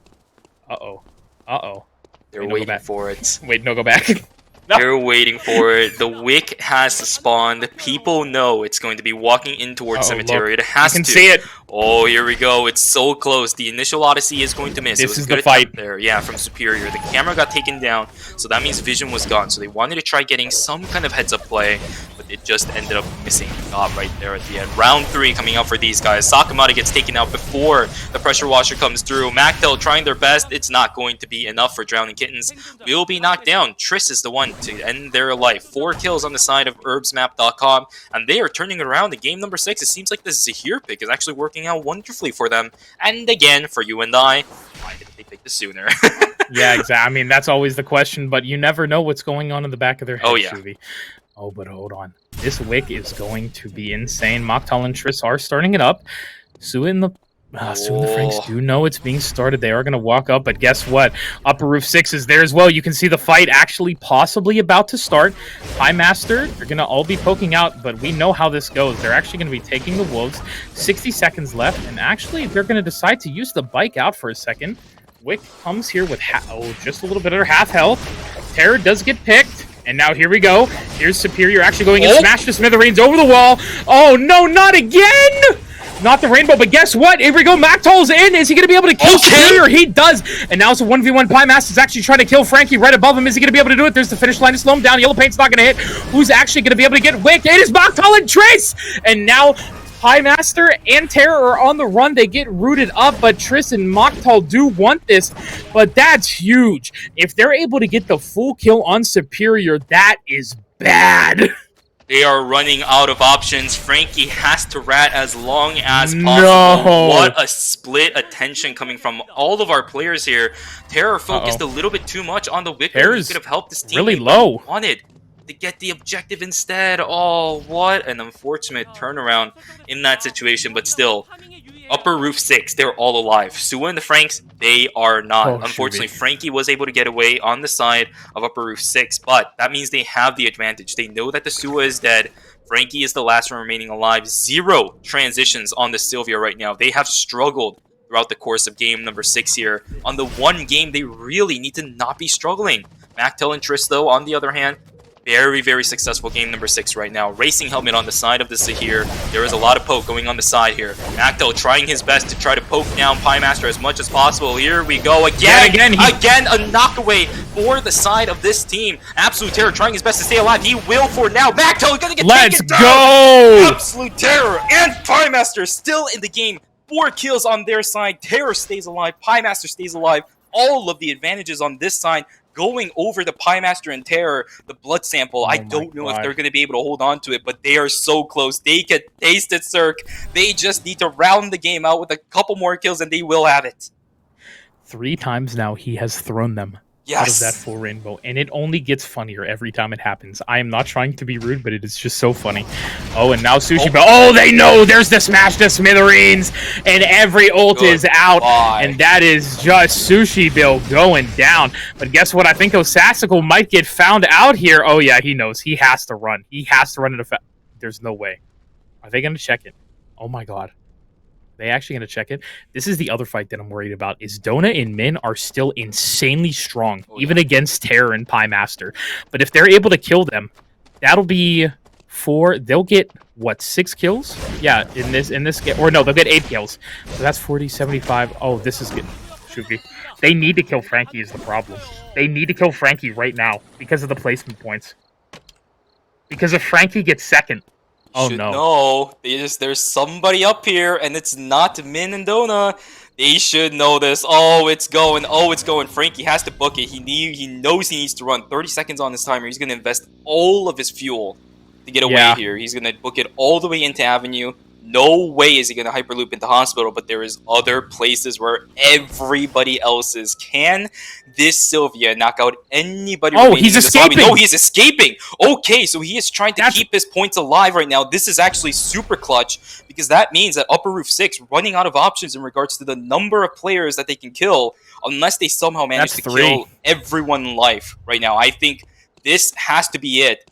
Oh, this is looking rough for Upper Roof 6. Have they done enough? This is getting down to the wire, Shuvi. Oh, down to the wire. Oh my god, are they going to be able to do it? They need to get... That kill into a Sassical matters so much right now. Oh, yeah. Whoever gets that... Oh no. Oh my god. Please. I am on the edge of my seat, and you all should be out there too. This means so much. Oh, Sassical is quite literally worth like $2,000 right now. Look where Dota is too. Terror and Pie Master, they know. They have to know. Dona and Min check this though, right? Yeah, they have to know here. The vision will come through here. Recon drone gonna come through. The fight of the century begins. Pie Master and Terror has to finish this off. They need to be able to secure these 2 kills. Otherwise, it is doomed for these guys. The successful escape for Superior and Frankie Doodle. They have bet their entire tournament lives on that escape right now. The kill credits on this side. Min Hyun and Dona is going to be the ones going over onto Sassical. The emergency surgery directly in over towards Absolute Terror. Who gets the kill here? Oh, I don't know. Oh, Sassical gets away. Guys, run! They're trying to chase Absolute Terror. Run! Get this right now. They will pick it up. Okay, it comes through. Oh my god. Win this fight. Win this damn fight. You two need to do it. It's not a question of if, it's a question of how, Shuvi. They need to do it. This is a huge fight. Can Min and Dona make the upset of the century against Pie and Terror? This is so close. The items do go in favor. Slightly, I will say, to the Croakers. But will Terror, for a 4th time, throw them out of that full rainbow? He can't. It just writes itself. It just writes itself. Very nice application. Now, let's take it slow, Shuvi. Let's take it slow. Let's think. Okay, the myth armor is built for Terror. I have so much anxiety right now, and I'm not even in their position. I have anxiety watching this. Let's actually talk about what they need to do. Pie needs to poke as much as he livingly can with that red sprite. He needs to be able to poke. And I think the target is Min for the poke at this point. Because the thing is, Dona is going to be able to heal it up so much. There's the root. And it does a little bit of damage. But Terror is looking to pull that trigger. 45 seconds just about left on both Dona and Min's timer. I don't know the timer. Okay. It hits the blue pane, and here we go. They're actually going to start it off. Tetragon is popped for Dona. Pie Master. Dona falling awfully low, and there it is. There's the first kill, I think. Full Rainbow is out. Not going to take down either of them, but Dona and Min awfully low. Min actually tries to go back in, gets slammed out into the wall, and guess what? Now actually Pie Master's by himself. Tomahawk Roundhouse. Terror, calm down. You guys need to chill and take it slow. You have so much timer to play with. Even if they come back, just use that timer to heal. It doesn't matter. You need to be even right now on that health, or you will lose. Min's not healing, though, and he's low. Pie Master and Terror are back up. 8 seconds left on Min. A huge dash out of there. And let's see, Pie Master, the knock-up of the century, and they are able to do it, Shuvi! They win Game 6, upper row 6, 7 kills! Is it enough, though? Oh my god! Oh my god! Oh my god, Shuvi! It comes down to the wire. Eternal Return Arena. You have given us the script of the century for this tournament. Is it enough? I have legitimate tears in my eyes. Is it enough to win the whole thing? Is it going to be enough? Oh my god. Oh my god. They have poured their hearts and soul out for these games. The last 4 games that these guys have played, they have genuinely outpoured their hearts and soul, their culmination of gameplay experience in Eternal Return, all coming down to this. Oh my god. 7 kills and first place. They need to somehow have made it through. If they did, oh my god, this interview that's coming up is going to be insane if they somehow manage to overtake Zua and the Franks. But remember, guys, we have a world where Zua and the Franks bet their entire tournament life on that escape. They are guaranteed 4th, so they will get the points at least in that aspect. They do have 2 kills as well. I don't know what the math is. I'm not even going to bother doing it at this point because I don't want to bother, and I just want that anticipation. No, my heart is palpitating. Let's go to the replays. Let's cut over to the replays and just talk about it a little. Let's watch I think I need this the madness unfold. Oh my god, Shuvi. Just... I'm speechless. This was the most hype I have gotten in such a long time. And I am dying to know who wins this. I'm sure somebody, some mathematician in chat has done the math and is going to tell me, but I don't care. The pure joy that I have from not knowing what is about to happen is unbeatable. I feel like a child on Christmas Day right now, Shuvi. You know what I mean? I feel like I'm about to open up a PS5. You and I have genuinely gotten early Christmas presents for the past couple of days. We have been casting Eternal Yeah. Return. So, oh man, starting from ERM group stages into the wildcards yesterday into ERA like this is how we are ending it for today. Oh my god, I'm not going to be able to sleep after this. I want to sleep again so that I can be ready for ERM finals tonight too. Oh my god. Oh. Dude, I think I screamed too hard. My throat. Oh my god, I became a squeaker. Yeah, dude, I know for sure I woke up my entire neighborhood for like the past like. Oh, I'm sure I did. I'm pretty sure they heard me in Cali. Yeah, I know it's like 5 p.m. right now, but I'm pretty sure they're waking up from like their afternoon naps. My god. I'm just gonna take my glasses off for this one because, oh my god, Shuvi. Guys, drum rolls in the chat. Like this. Wow. I don't think I have been this nervous at all. Let me put my glasses back on so I can read the scoreboard. At least I got we still have a little bit more anticipation, right? Because we'll see 9th, 8th, and 7th here. In 9th place is Drawing Blanks with 20 points. In 8th place is Twice with 40 points.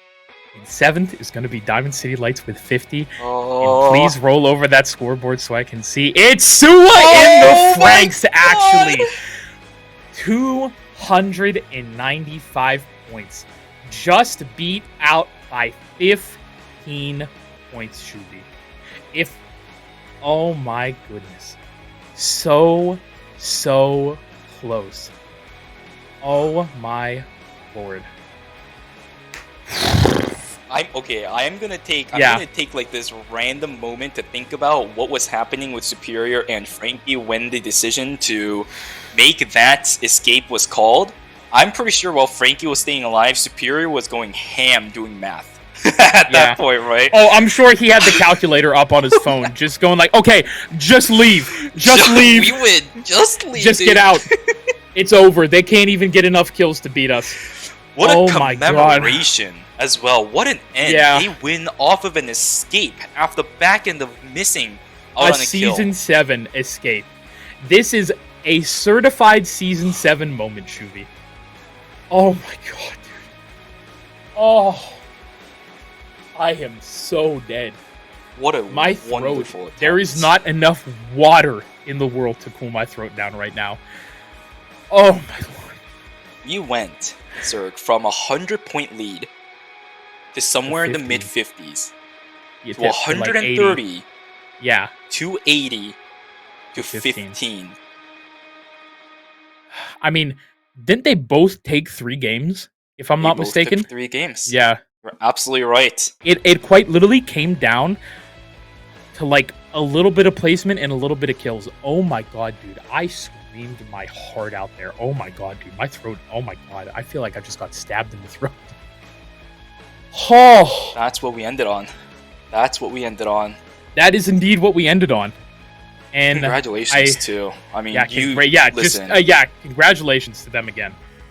The story was super close, and the reason why this was possible was because we set the raid boss as Sua and the Franks. Their extraordinary performance during games 1 and 2 set them up to be the arch nemesis of every single one of the remaining players in the lobby. And then in the end, Upper Roof 6 almost clawed through. They almost beat the final boss. They were so close to speedrunning Dark Souls. And then they just fall short. Just barely. Still, though, High Master and Terror should still be proud of what they were able to do here today. Because after Game 1, it was looking dire, I will say. But they took it upon them to be able to win those games and get that close.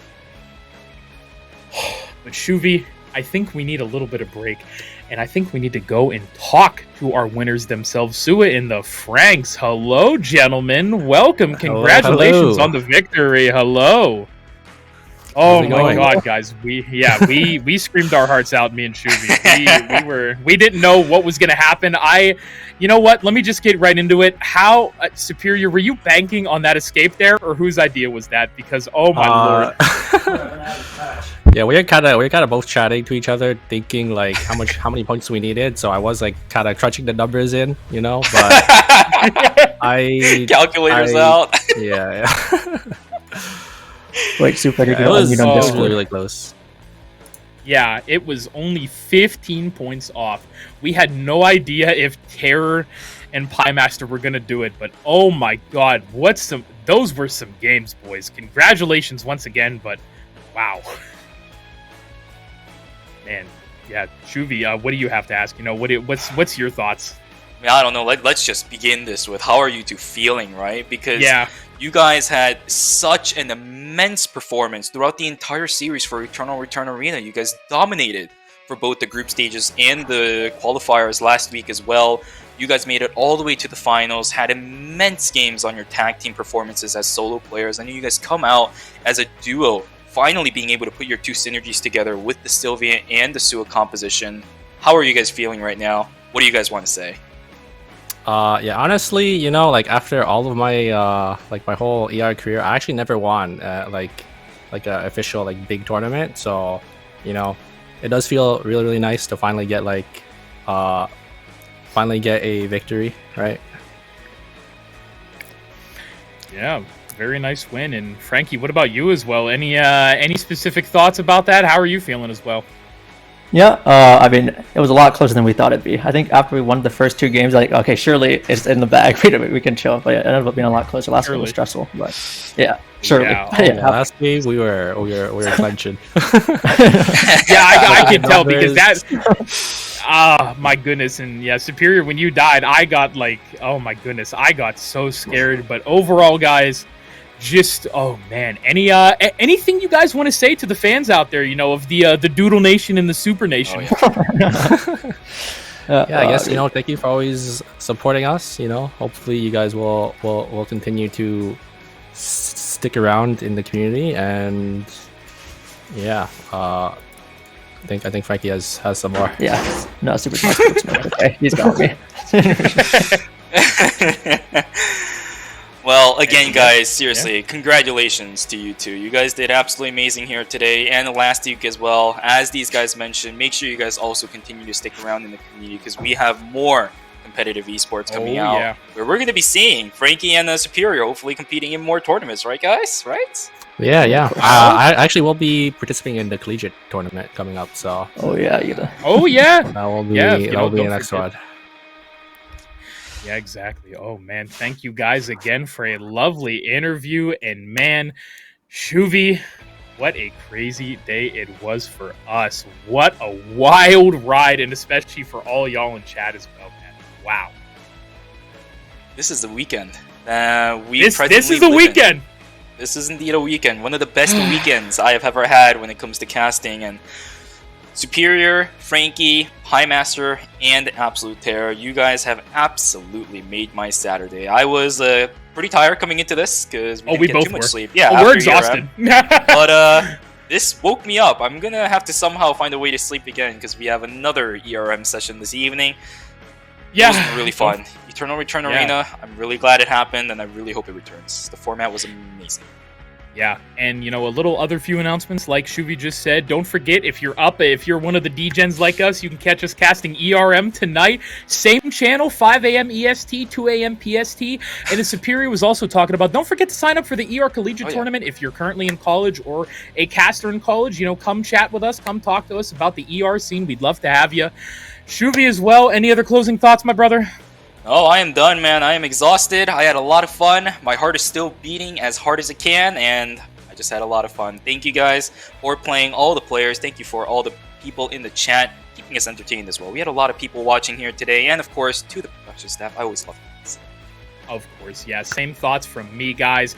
I'm Circadia, and of course, I was joined by ShuviSenpai. And until next time, guys, We'll see you on Lumia Island. Y'all take it easy now.